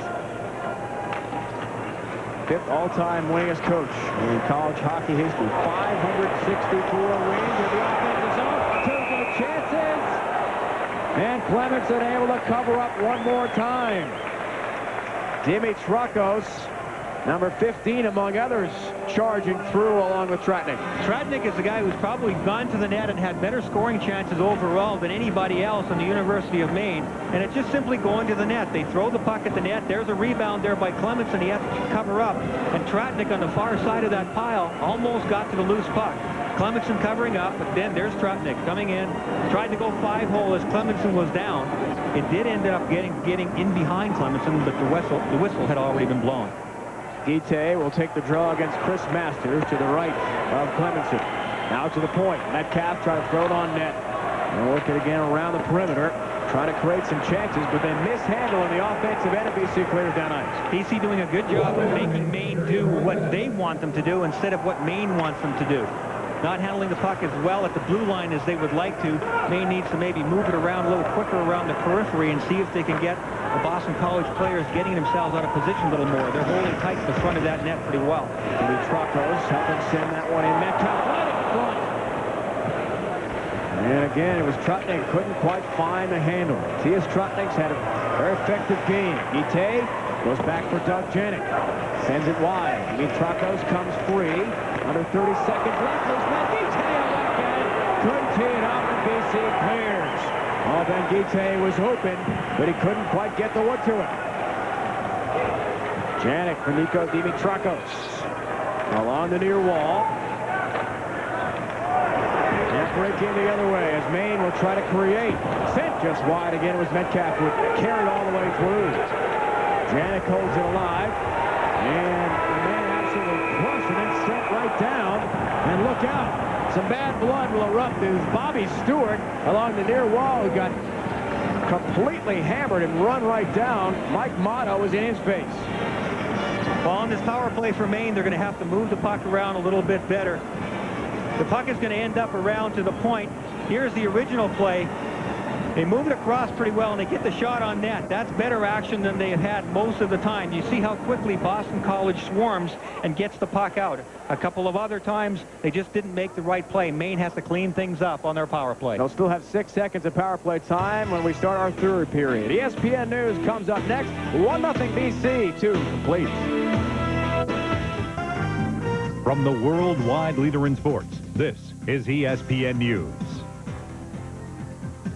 And welcome back to the newsroom, everybody. Want to welcome those of you enjoying us on the Deuce, watching the Frozen Four between Maine and Boston College. 1-0. The Eagles right now out in front. We'll get you back out to the hockey game as soon as possible. But first, we want to catch you up on what's been happening in the world of sports for the day. And we have some breaking news to share with you at this hour. The University of Georgia today announced a 15-year history of playing in Hockey East, but they won their tournament title and are turning it on again, once again, in the NCAAs here in the Frozen Four and trying for the championship round. 1 period shy of that. Welcome back, Dave Ryan, Brian Engblom. Again, physical play in the period, and finally someone breaks through with a goal. Yeah, it was really Boston College's period, and the physical play certainly helped them. University of Maine has to get something going offensively. Here's a big hit by Maine, trying to get themselves back into it, but the puck is what they didn't have for the most part. And when it came to the movement of the puck for the Boston College team, they got the puck back to the point much more effectively on a regular basis, and the goal was scored because of it. A great fake by Hughes. He just rips it by Michaud, who never really got a good look at it. There's the fake on the shot, and he just blows it by Michaud with too much traffic in front of him. On the power play for Maine, here's an example. Look, right there you see 2 Boston College guys. They're killing a penalty. What they're doing there, I'm not quite sure. But Maine gets them off the hook. They throw it back into traffic. The correct pass would have been across to their other defenseman. So Maine not moving the puck around very effectively. They have to make better use of their power play. Stats through 2 periods so far. Shots on goal in favor of BC, and the scoring chances in favor of BC as well. Well, BC just 4-10 in their lifetime so far, playing in NCAA semifinal games here in the Frozen Four. A 5th win would be awful sweet. It would send them to the championship game for a 2nd straight year. Third period action next. Welcome back, everyone, to the pond. Anaheim, California, home of the Anaheim Mighty Ducks, who are now on the East Coast to give room to the college hockey Frozen for the NCAA national semifinals. Well, penalty at the very end of that 2nd period will end up with a 4-on-4 situation here for 6 seconds, and then Boston College will go on the power play. It was a cross-check minor, very end of the period on Bobby Stewart. Remember, he was tangled in the corner there. A little bit of a scrum. So just for a few seconds, 4-on-4, then about 1:50 of power play time remaining here for BC. A chance to open up a 2-goal lead. The way this game has been very tightly contested. A lot of physical and fierce checking out there, and not tremendous amount of offensive chances for either side. That could be more than enough to seal the deal. Well, the Bears losing in this game, down by 1 after 2, when trailing. It hasn't happened for a victory all year long. Sean Walsh and company have got to turn that around. When leading, they've been almost perfect. Well, their goaltender, Alfie Michaud, has given them every chance, because by rights they should be down by 2 or 3 goals very easily. Alfie came up with 2 just terrific saves when he was eyeball to eyeball with Boston College players. So now it's his teammates' turn to get something going offensively and tie this game up at 1. Gianta in the low slot trying to tee it up. Instead, it comes out to center ice. Played there by Mike Motto. He and Allen normally paired together, and they are indeed at the points of this power play. Allen throws it right toward the goal, deflected high and wide over the right shoulder of Alfie Michaud. Elfay in the corner, try to dig it free, and instead it comes right to Dave Cullen. He'll try to bring it out of his own zone. Well, line change there for Maine. Cullen did a good job of controlling the puck, and then as they're coming up out of the ice, off the ice rather, he has nobody to pass to, so he had to circle back and wait for some recruits to come in off the bench. Gianta down on one leg, somehow got the shot away. He was prone on the ice. And almost like the Luke Robitaille goal we saw this year from the LA Kings. Wasn't even looking for a while, got the shot on net. Incredible athletic play from Brian Gianta down low. It's so hard to knock him off his feet, and even when he is down, he's still taking shots. Tries to get the shot off again. He's tripped up as well, and you've seen it right on.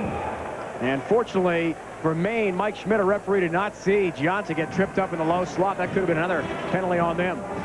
Good second effort by Gustafson to deflect that big shot by Hughes, and right before this whistle. Here's Gianta coming into the zone. A little give and go. He wants to get to the net. They are watching him closely. He never did get that left skate back down on the ice. Doug Janik had it up in the air and flipped him over.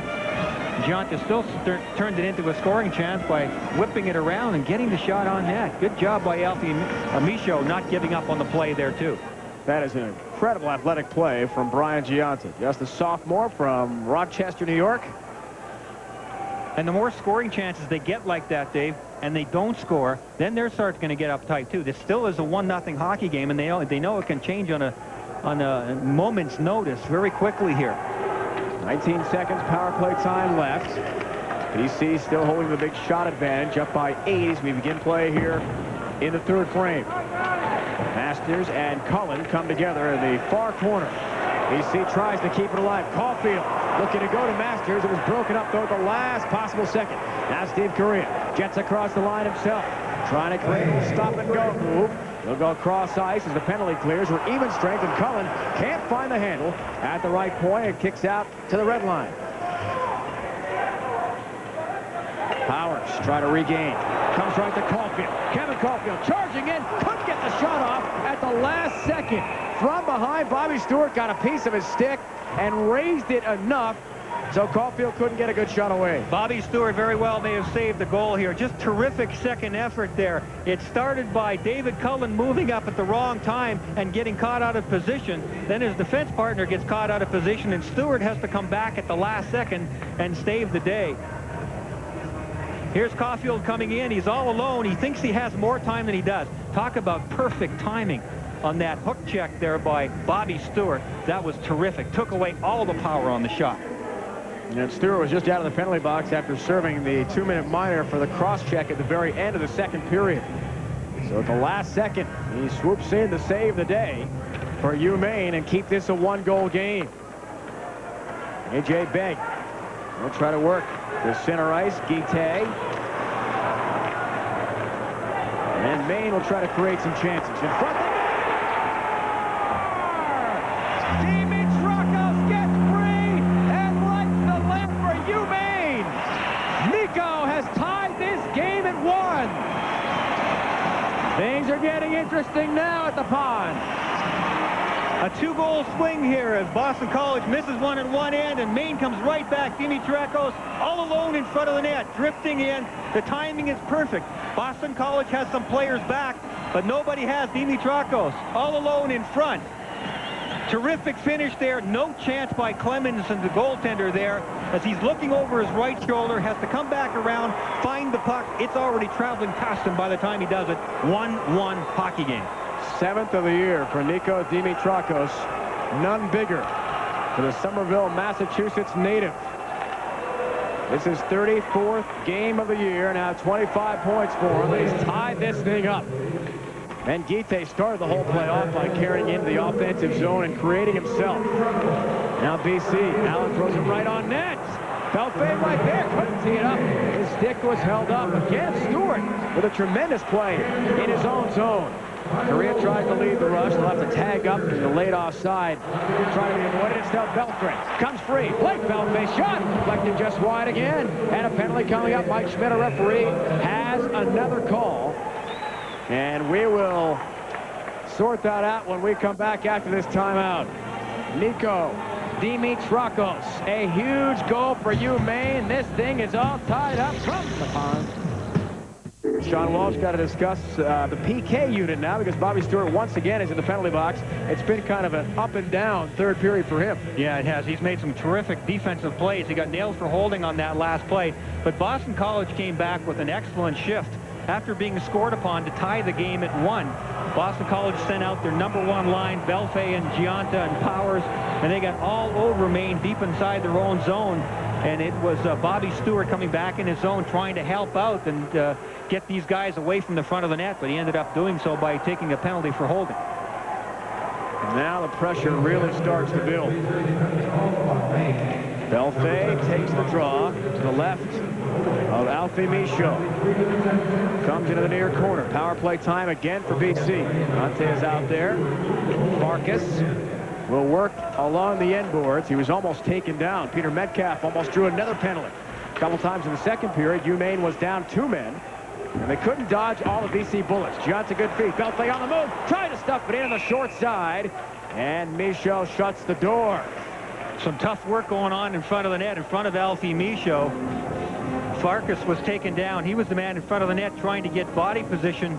He was just decked by Metcalf. There's no penalty on the play. Boston College, again, doing a very good job of taking the puck, digging it out of the corner on this power play and taking it to the front of the net. Nifty move coming out of the corner by Belfay. And there's Farkas being taken down. He either wanted to pass or go for a rebound. He was completely eliminated. And the University of Maine gets away with one there. That easily could have been a penalty on Metcalf.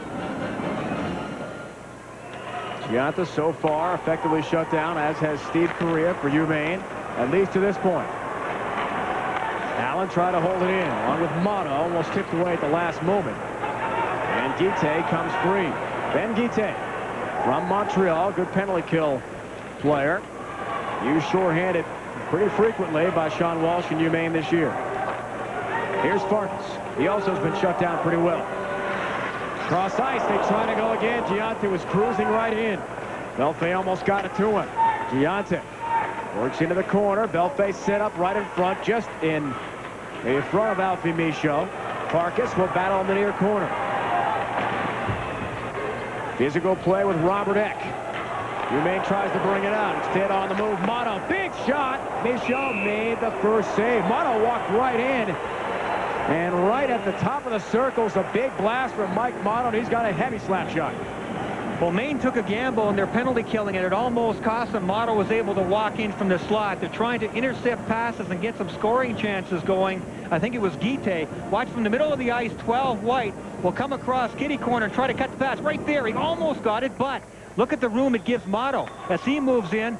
Great presence of mind to take a look at the situation. Should I pass to somebody? Should I pull the trigger? A temporary change of mind almost, or he knew he had lots of time, decided to pull the trigger and got the shot right on net. Motto's 7th round draft pick of the New York Rangers back in 1997. In fact, 9 players for BC have been drafted by NHL teams and currently have their rights held. I can see why Bobby Allen and Mike Motto are the #1 pairing, according to their coach, Jerry York. I've been very impressed when they play extremely well together. Motto's had a big year. 42 points, 39 of them have come on assists.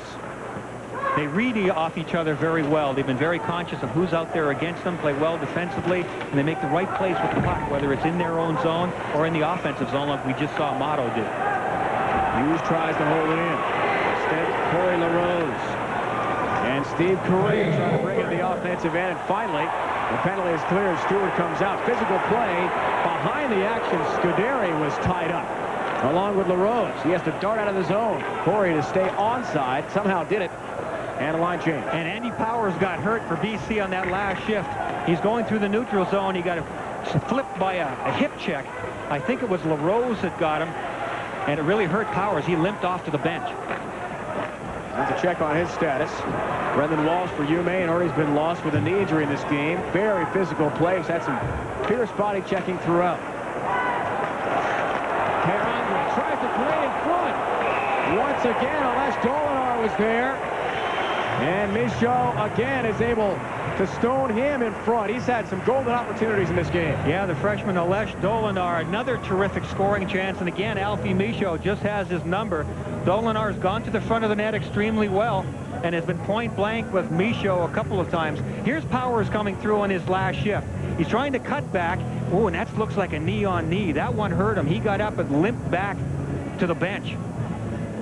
No call on the play. Then this is what happened actually prior to that hit on Powers. This was going on behind the play. The referee never saw it. That's who Scuderi getting into it with Corey LaRose, and then Powers got hit in the neutral zone. Perrandre takes the draw in the offensive zone, tries to win it to the right of Alfie Michaud. And the BC offensive end. Guite comes free. Here's to Robert Eck, cruising into the play. In front of Guite! He's diving and he's stopped by Clemenson. What a save again on Ben Guite. But a penalty coming up.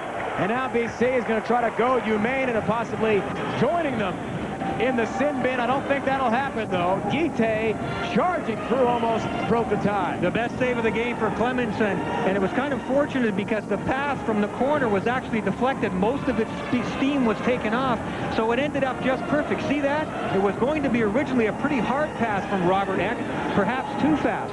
There was a lot of the steam taken off it. It just floated right through the slot, right in front of the goaltender. Guite coming in with the inside track. He got a great shot away on Clemenson and a terrific save there. Dolinar in for a cross-check minor. Kerluck and this UMaine team now a chance to break the tie. They were dominated really for the first 40 minutes as Alesh Dolinar will sit for the next 2. Especially the second period. It was all BC. And Hughes broke the tie with a power play goal. He had 3 early power play tries in the second frame. Now, thanks to a big goal scored in this period, Nico Dimitrakos giving UMaine a 1-1 tie. Now a power play try here in the third. Intensity picking up. Dimitrakos carries in. Guite right behind him. But it's cleared away by BC. Boston College not messing around inside their own zone, killing this penalty. As soon as they get to the puck, they're getting it down. Peter Metcalf will try to bring it out of his own end. And his own blue line. Cross ice for Korea. Lines across the line. Trying to create. In front he went. Trying to get to Gustafson, who's really been held in check well by the BC defense in this game today. Korea at the goal line. Sends right on. It was deflected. It almost went right through the pads. That was a good break. Clemenson almost got burned there as Brendan Buckley deflected it right on net. Here come the other way for Chris Masters. Trying to create himself. Wrestled off the play by Cullen. And Isho makes the easy deflection away. Nice one-on-one work there by David Cullen, who has logged an awful lot of ice time, but did a great job there. Masters wasn't going anywhere wide on him there. In the offensive zone, sent just wide. A deflection off the stick of Steve Korea. Another deflection from Gustafson. He was set up in a low slot. That went just wide as well. Aaron Heiston trying to create 2. On the point that was sent on. Heiston acting as a screen there in front of Scott Clemenson. From the point. Deflected right on again. It was Gustafson. And one more time, Scott Clemenson is up to the task as he handles the dribbling puck. Now tomorrow night, 7:30 Eastern, over on ESPN, the Chicago Blackhawks take on the 2-time defending Stanley Cup champion, Detroit Red Wings. Chris Chelios against his former teammates. Looks strange seeing him in a Red Wings sweater. And Chicago's Tony Amani, great season again for him. He's got 40 goals. Steve Yzerman leads Detroit with 66 points. Tomorrow night, 7:30 Eastern on ESPN. For more, log on to ESPN.com. A part of the Go Network. Go.com. Boston College fortunate there to get a stoppage in play and no blood being drawn, because Maine is starting to come on. They're starting to move the puck a little bit more effectively, and you can feel them gaining a little bit more momentum. I'm sure Jerry York knows that. Sean Walsh is hoping his club continues to build on that, because they really have not been able to get any sustained momentum or attack going at all in this game until these last few minutes. Close the gap a bit on shots. Still down by 8, though, in the overall shot category. 33-25 to BC. Good draw there for Tratnik of UMaine, but it's won by Boston College. They'll clear and reset. Peter Metcalf at center ice. Unable to make anything happen in the offensive end. The penalty clear, so we're even strength 5 aside under 12 minutes left. In an exciting third period. Dimitrakos has tied this game in the third frame. Belfay almost sprung the other way. Tratnik tries to create. Matthias Tratnik. Thought about perhaps wrapping that one around on the short side. Buckley hit him hard. The BC team captain, the best defenseman on this Eagle squad for Jerry York. And the drama starting to really pick up now in our tie game. So much on the line for these athletes. Right in front of referee Mike Schmidt. No call at all. Things getting physical. Vitorino was taken down, but the arm does not go up. Vitorino at the goal line, forcing it in front. A lot of contact in front of Clemenson. And Gianna doing a good job in his own end, making sure no shot is put up by Ben Guite. The coaches know the drama really is increasing now. 11:03 to go in the third period from the pond. Do you know what it takes to build a career in Maine? Eastern Maine Technical College does. At Eastern Maine Technical College, you will gain the critical skills demanded by Maine employers. Eastern Maine Technical College offers full and part-time programs, day and evening in Bangor, and at outreach centers located in Belfast, Ellsworth, and East Millinocket. Eastern Maine Technical College, building a stronger Maine, one student at a time. For more information, call 941-4600.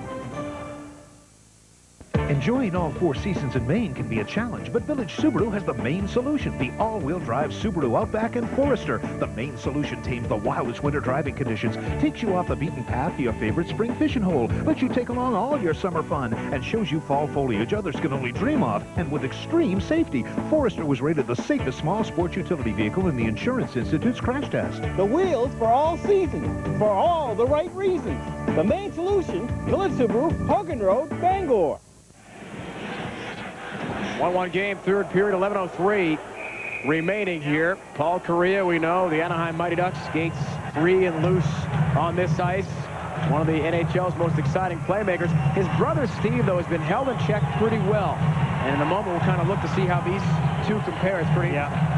It really is. They look so much alike. It really struck me yesterday when we were watching them practice. I saw Steve Correa skating around, and he looked so much like his brother Paul. It was amazing. We'll try and give you a look at that in just a minute or two. But Maine coming on here, another face-off yet inside the Boston College zone, and Boston College coach Jerry York has to be getting a little bit nervous. The tide seems to be starting to sway here in the University of Maine's favor.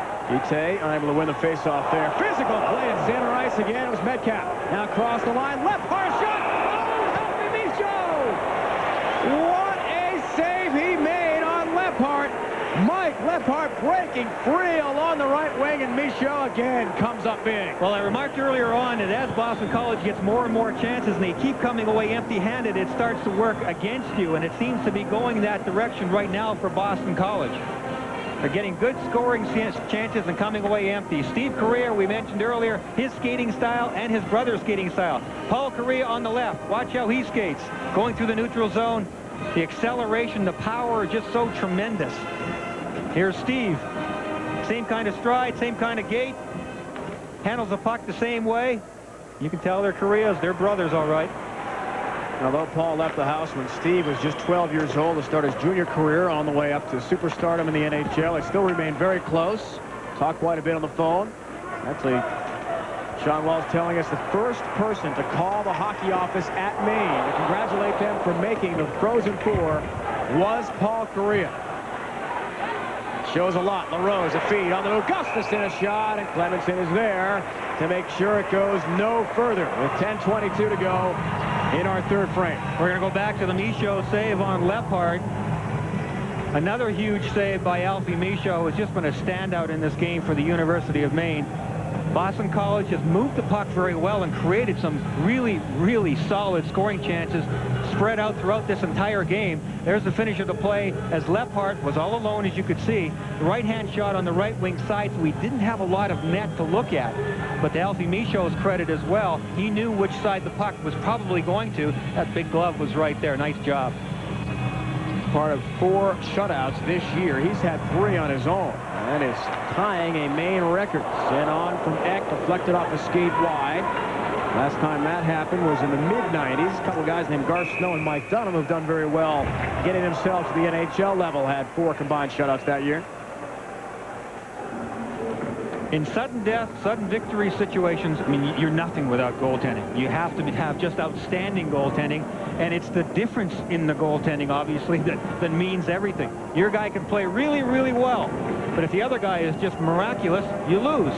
That's the bottom line, and that's what you're up against. And for these guys, there's the numbers for them on the night. Michaud with 33 saves. And I want to say off the top of my head, Dave, 6 of them have been just absolutely juicy, outstanding chances for Boston College, and they've only got 1 goal here. Dimitrakos against Masters. Another key face-off deep in the BC end. Kevin Caulfield deflects that, and Robert Eck the intercept. He'll send the other way. Under 10 minutes left now in our third period. Good, solid hit in the offensive zone. It's Barrett Heisting. And now Maine is starting to spend a lot more time in BC zone. And I said that a few moments ago, the tide seems to be starting to change in favor of Maine.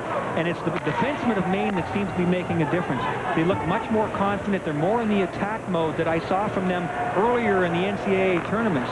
They weren't doing it early in the first and second period, and Boston College was getting quite a bit of ice and using it. But now those defensemen from Maine are in the attack mode. They're defending the red line, never mind their own blue line, and they're doing it very forcefully. LaRose, deck tar on the play. Good hit from Rob Scuderi to the near wall. Marcus Gustafson along the goal line in front. Correa puts it just wide.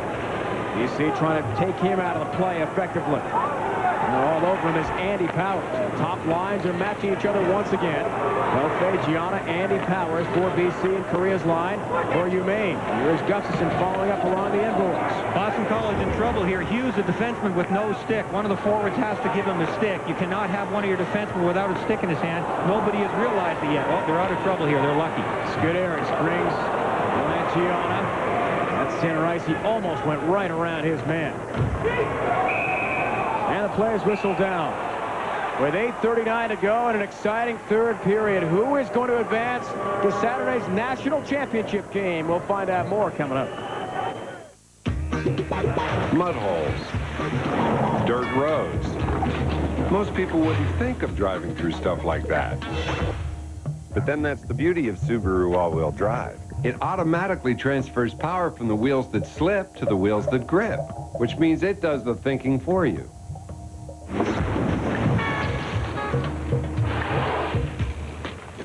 Sorry, mate. Guess I wasn't thinking. Subaru, the beauty of all-wheel drive. Wine isn't just in my blood. BC, exciting action as well. A 1-1 tie with UMaine. It's been a long time since Boston College pulled off the national championship, something Jerry York was saying. He told his team before this game today, let's get another banner up at our rink on the Heights in Chestnut Hill, Massachusetts. It's been too long, 50 years. Yeah, I mean, he's been coaching a long time, 27 years in college hockey for Jerry York. He has been a champion before, but it was when he coached Bowling Green. So he's been there, done that before. And he was here last year with his club. Again, he has 17 out of the 20 players on the ice tonight were here last year.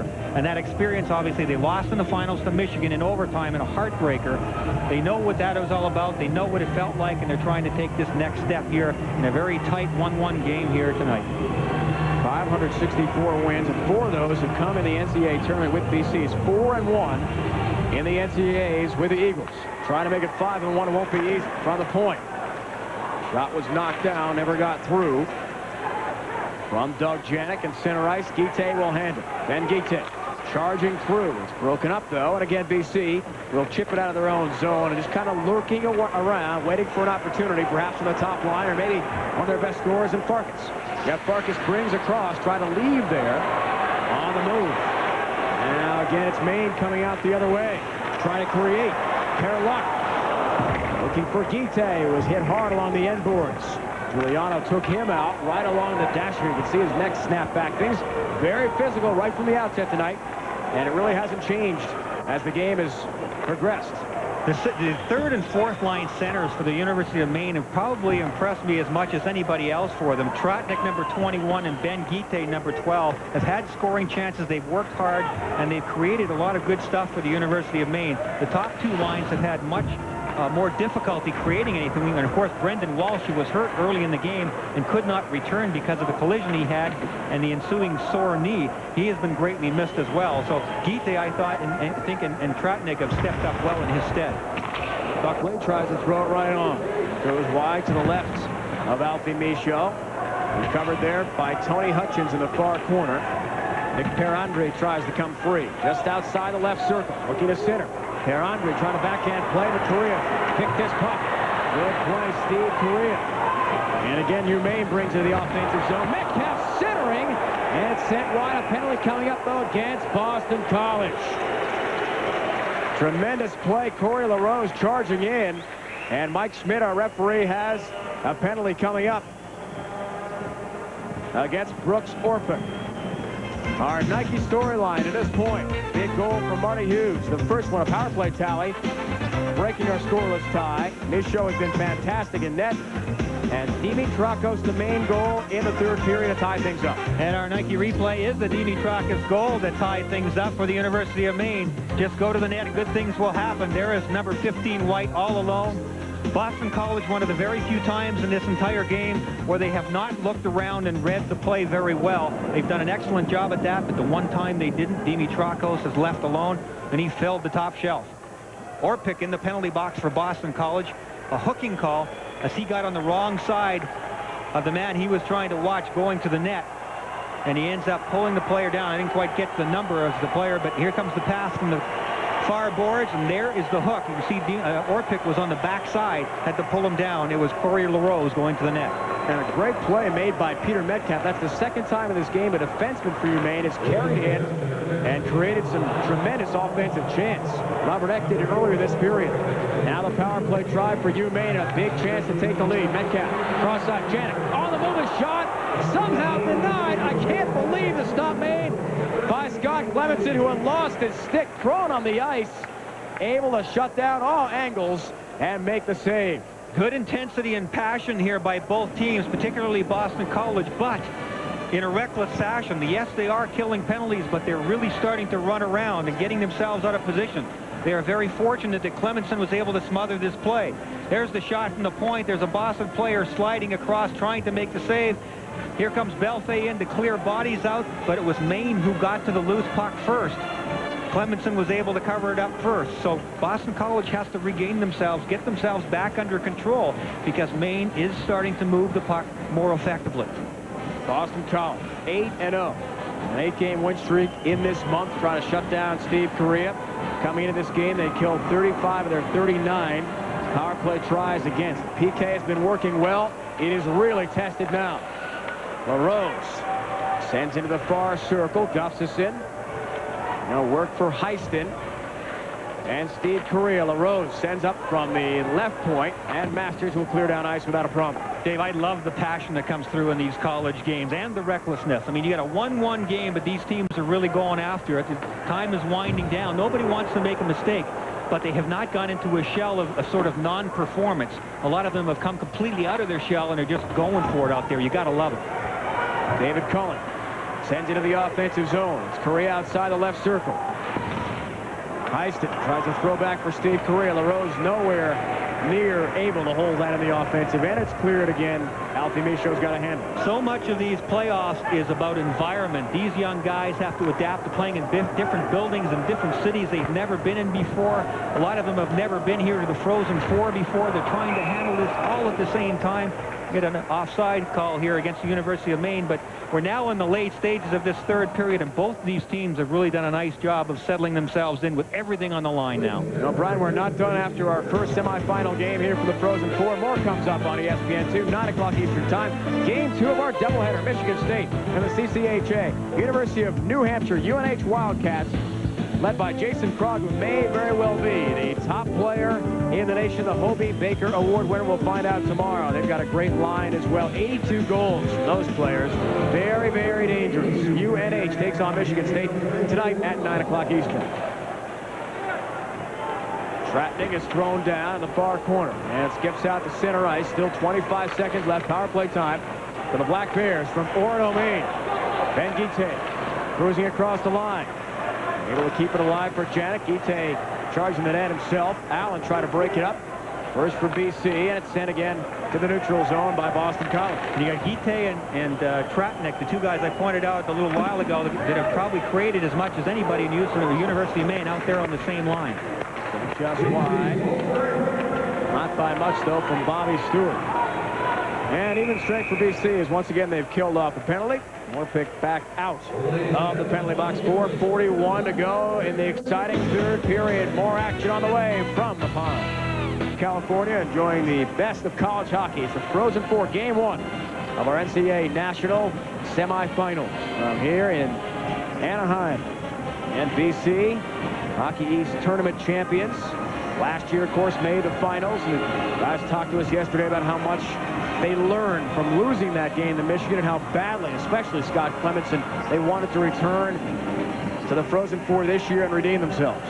They've got an opportunity. Won't be easy. A lot of pressure that's been put on by Maine, the Black Bears, especially here in the third.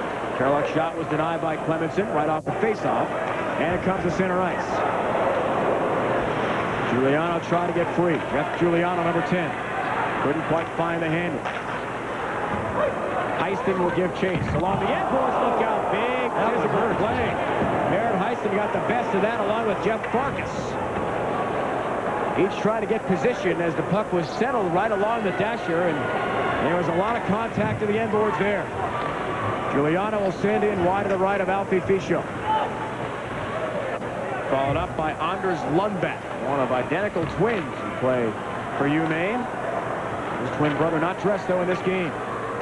Gianna takes a high elbow right to the side of the head from Robert Eck. And he and Eck still are tied up along the near wing boards, and it's kicked out again to the neutral zone. Lundback did a good job to fight that one out over his blue line. He was being hooked and hassled by Boston College player from behind. Lundback stayed with it and got it out over his blue line. It's a huge threshold to get over. Anders Lundback has done a good job. I mean, he was a forward up until late last year. Then they converted him to a defenseman. Rose on the move. Gustafsson shot. Stop made. Vitriano it is with a rebound try. And the net off the pegs. Jason Vitriano actually did have that first shot in between the circles, and the rebound came right to him as he got pulled down with some contact. Clemenson doing a terrific job making his save here. Vitorino cutting through the slot and getting a really good scoring chance. He just ripped that wrist shot. As the play developed in the neutral zone, Boston College running around a little bit. Here comes Vitorino going right to left. He rips the shot, and he gets up, has the presence of mind to go after the loose puck, and very nearly had a chance to dump it into the open net, but gets checked at the last minute. Then here's the collision earlier on between Farkas and Heiston. Farkas getting the worst of that one. Their paths crossing. Heiston clotheslining Farkas. There was no penalty on the play, but there's been some pretty big open ice hits and along the wall in this game here tonight. And ultimately, a penalty is called on Andy Powers for BC. I never even saw a penalty on that last play. I never saw the referee's arm go up, but Powers definitely in the penalty box. So a critical time here for Boston College to go down a man with 3 minutes and 19 seconds to go. If the University of Maine's power play is ever going to kick in, this is it. It's a delay of game call against Powers. Sent right on by LaRose. Knocked down first, though, by Mono, and he'll clear. Deliberately clearing it over the boards. It must have been what the call was. I didn't notice that that's the way the puck, the way the whistle had blown, but Powers is nailed for delay of game, so a big opportunity for Maine. Colin carrying in. Gustafsson sent it just wide along with Heiston. He also had a crack at it, and it's cleared away by BC. Watch Steve Correa, number 18. A moment ago, he tried to jet ahead of the defense, and here he goes. He'll handle it center ice. Correa looks to split the double team instead. Goes wide with a backhand try. Lammonson gloves it down. Steve Correa didn't get a lot of mustard on that shot. On the backhand, the team captain denied again by Big Scott Clemenson. Well, Steve Correa has not had a chance to get to the net in any aspect of the game really at all tonight. But this time on the drive, on the power play, driving wide, he's on his backhand, right-hand shot. He attacks on the left wing side, starts to lean in, and he does click off the backhand. And good timing for it, because it was kind of sort of a surprising time. Most instances, you would think a player would drive a little deeper and be more deliberate. A sure sign of an excellent goal scorer is shoot before anybody else thinks you're going to shoot. But Scott Clemenson was ready. 9 games now. 30-plus saves for Scott Clemenson, native of Urbandale, Iowa, right outside Des Moines. Said he grew up a Iowa fan and Iowa State. And follow the Blackhawks. You don't see a lot of great hockey talent coming out of that state. There's actually 5 high schools in the region around Urbandale. They all combined for a tryout to get one good team, and he obviously learned quite a bit, then went to a national development team as well. In the offensive end, UMaine tried to create one more time, sent just wide. Tretning was there set up to the right of Clemenson. Quite a bit of traffic. Janet, quick spin move to get free. Again, they bring the puck very low. It was Bobby Stewart who tried to rip off that shot. Nice play by Buckley there to slide across and prevent that pass from going right through the crease, which would have been incredibly dangerous for Clemenson, the BC goalie. Janik out for Peter Metcalf. Down low he goes. Guite couldn't quite find the handle. Metcalf tries to keep it alive, but Belkay clears down for BC. Less than 2 minutes to go in regulation. Good hard work there by those penalty killers. All 4 of them were extremely tired. They got the puck down the ice successfully, and all 4 of them got off. Motto clears it away off the far wing boards. Barely unable to keep that in was Dave Cullen. As we're to 90 seconds, 10 seconds left in the man advantage for UMaine. They've got to be careful as to when the Powers penalty will clear, which happens exactly now. He is out, even strength. Sent down low for Correa. Couldn't quite find the handle again. To the near wing boards, LaRose can't come cleanly with it. And Powers now out of the box as Masters gives chase as well. Well, excellent kill at a critical time there by Boston College. Powers, I got to look at it later on. Powers took the net off its moorings on purpose. That's why there was a delay of penalty. I was so locked in so much on the scoring chance for the University of Maine, I hadn't noticed it, but Powers had knocked off the net. That's why he ended up with the 2 minutes. But Boston College bailed him out and killed off that penalty. Dimitrokos, he's the goal scorer for UMaine. It happened here in the third period. Held in by Eck. Tried to send that one in. Instead, Buckley broke it up. Now we got away Giuliano. Jeff Giuliano trying to swing wide on Cullen. Was spun down. No call, though, for referee Mike Schmidt. 25 seconds left in regulation. Eck across the line, and it's whistled down. Late offside call. Robert Eck will not get a shot off, at least this time. Well, Saturday night, 7:30 Eastern Time over on ESPN. The winner of this game takes on the winner of our second game, UNH, New Hampshire, and Michigan State. It's the Division I National Championship from here at the Pond in Anaheim, California. 7:30 Eastern Time, 4:30 here on the West Coast. NCAA hockey. For more, log on to ESPN.com. A part of the Go Network, go.com. Well, Boston College come back with a scoring chance. David Cullen does an excellent job here. He doesn't let them get to the net. That was Giuliano trying to drive wide. Some of the fans here wanted a penalty call. I didn't think it was a penalty call. I think Giuliano leaning in too far. He was off balance a little bit. Cullen did a good job of shutting that one off. So we're coming right down to the wire here. John Walsh told us yesterday he thought this was going to be, in his words, a scorcher. With that New England accent from up in Maine, he knows exactly what the game means, and of course the drama that can always happen when you get two fierce rivals from Hockey East like this going at it. Eck outside the blue line will send it in. Final 15 seconds of regulation. Along the dash, BC will try to clear it out. Motto on the near wing boards, lost the handle initially, but now he'll have it. 5 seconds left. BC will try no further movement. As Allen has got it, Bobby Allen just hold on to it, and that is the horn. 3 periods complete. We have a full intermission in the college game after 3. We are all tied up, 1 apiece. Alfie Michaud has been brilliant. ESPN News comes up next. 1-1, end of regulation. From the worldwide leader in sports, this is ESPN News. And welcome back to the newsroom, everybody. A special welcome to those of you enjoying the game on the Dews. Maine and Boston College 1-1. We're heading to overtime. We'll get you back out to the action after a quick update here on what's been happening in the day of sports, and a very busy Thursday indeed. The University of Georgia into the championship game to take on either the UNH or Michigan State. Should be exciting either way it works out. Welcome back to the Pond. Dave Ryan, Brian Engblom, overtime now. What more could you ask for with our first Frozen Four game? Well, this has been a terrific game. There's been some seesaw action. Boston College was great in the second period.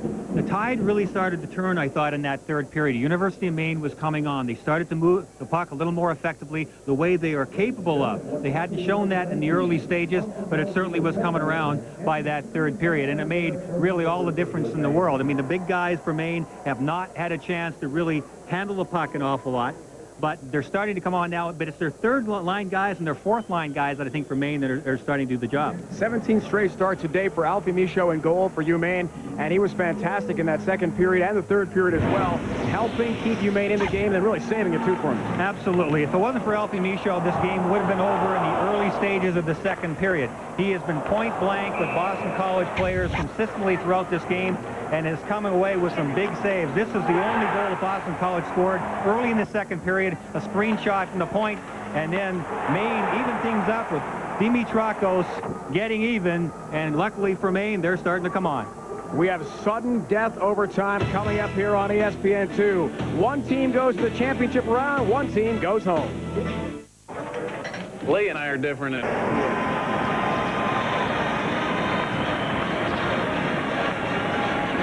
As we're talking boxing here on ESPN2, our main event will feature Diego Corrales, who is ranked the IBF's #1 junior lightweight contender. It all comes up on ESPN2 Friday Night Fights on the Deuce. Here we got a fight of our own and quite a battle going on head-to-head between BC and UMaine. Sudden death. What are players thinking and feeling right now?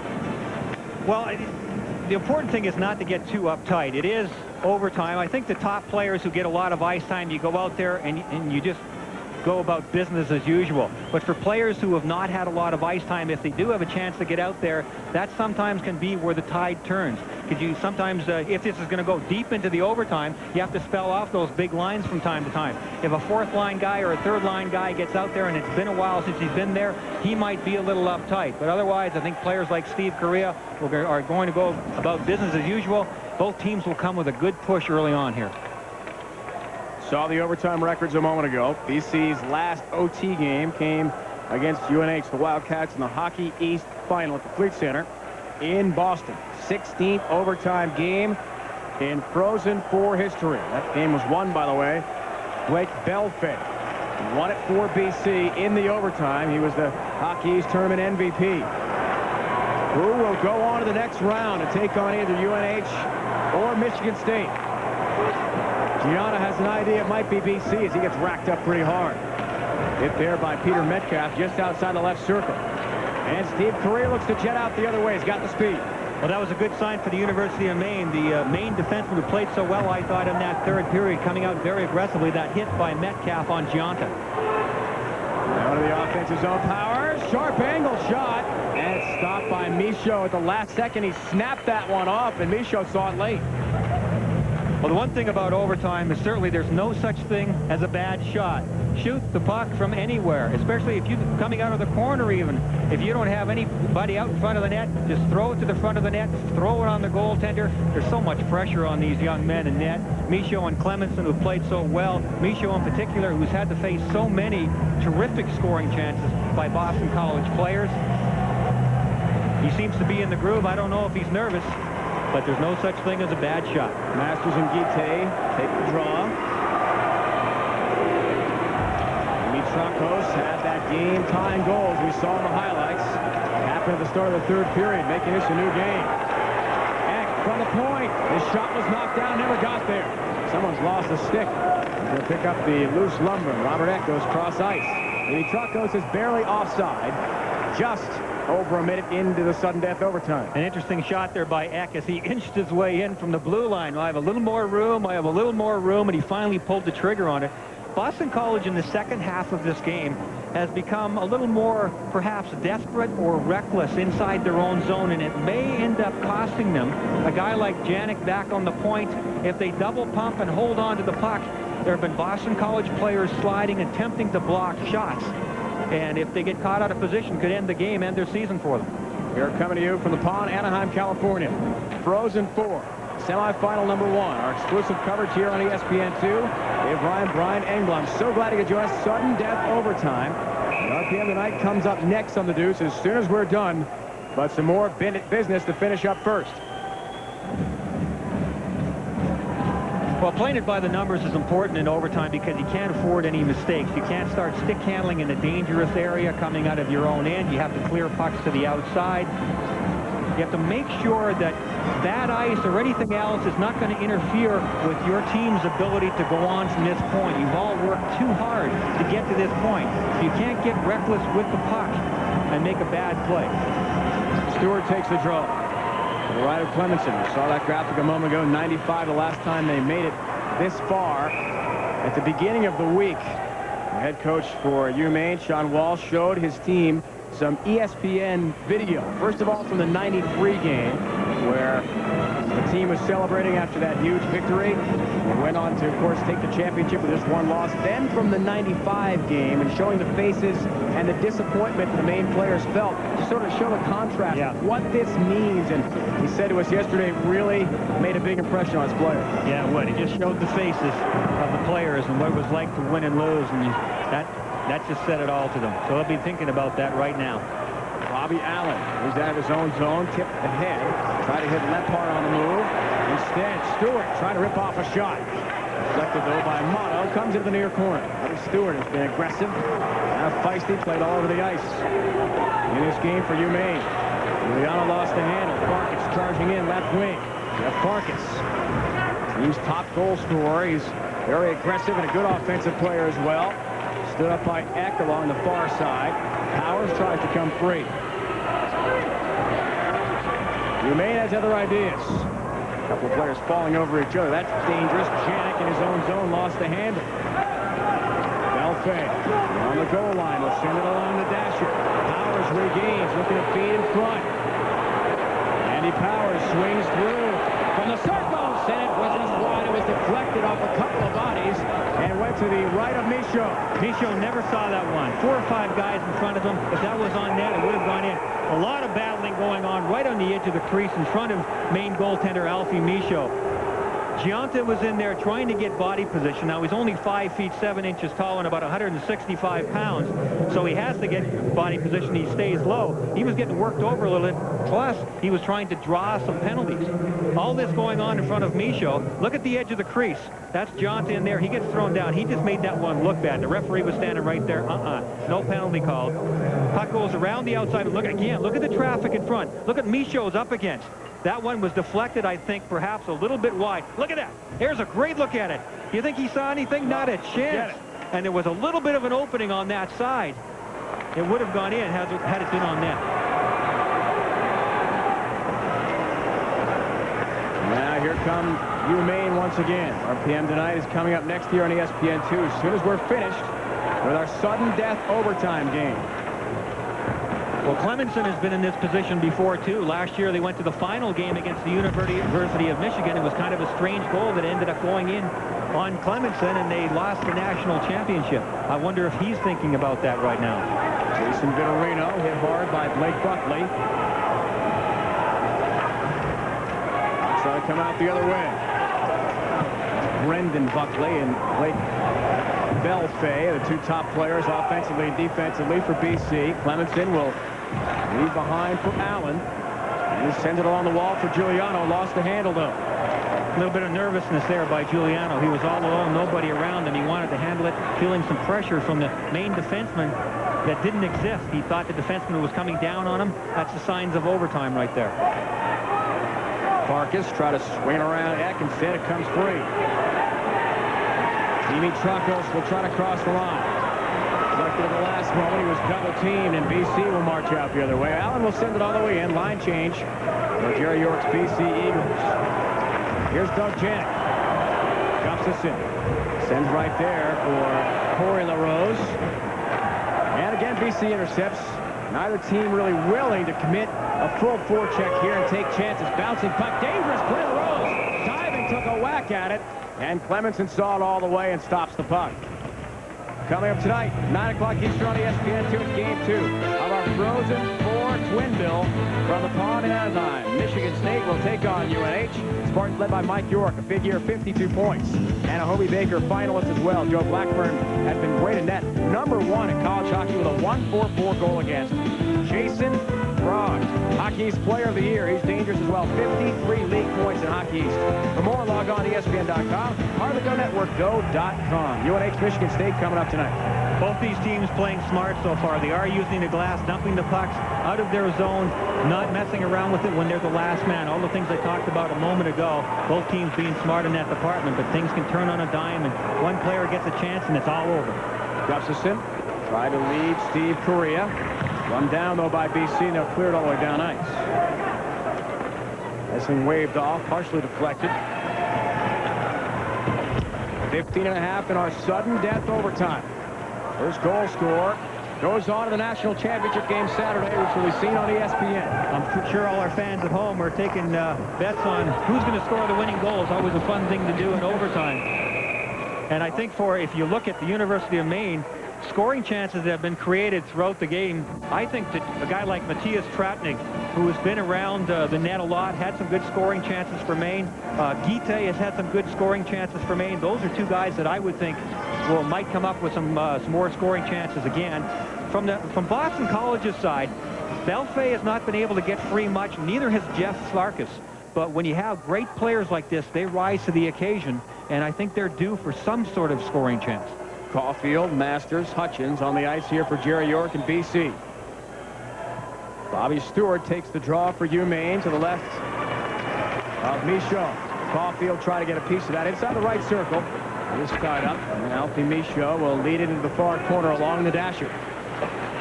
Comes free, sent in front, and wide open there, at least for a second, was Chris Masters, but he couldn't pull the trigger.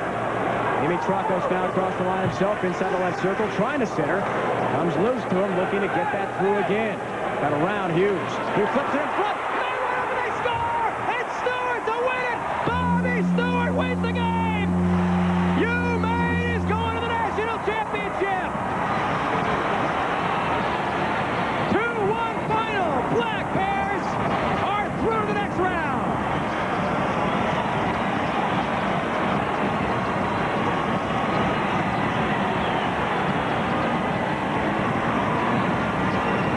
It all happened so quickly in overtime, no matter how the goal was scored.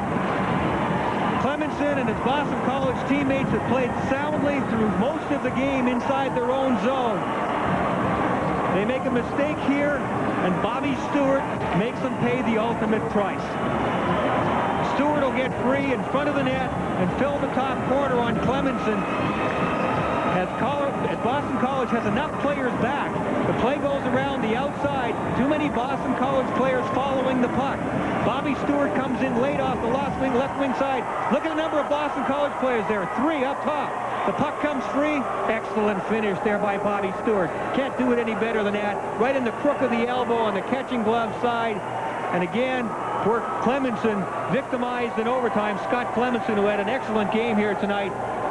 Tough save it would have been. Bobby Stewart made him pay. The reaction to the winning Black Bears from Orono, Maine. Total and complete jubilation as they are through the championship round. A loose puck comes to Bobby Stewart, one of the smallest and feistiest guys out there on the ice for Maine, and he buries it for the game winner in sudden death overtime. It doesn't get more exciting in college hockey or any level of hockey. The ultimate in agony and ecstasy. Boston College in agony going off the ice and incredible pain. And the Black Bears of Maine going on to the finals. So our final score today. Maine, thanks to Stewart, gets a 2-1 sudden death overtime victory over their Hockey East rival Boston College. Coming up 9 o'clock Eastern, our second game and our semifinal. It pits Michigan State against the University of New Hampshire Wildcats, 9 o'clock Eastern time. The NCAA Frozen Four has been a presentation of ESPN, the worldwide leader in sports. For more, log on ESPN.com, a part of the Go Network, go.com. A final score of 2-1. RPM tonight is next.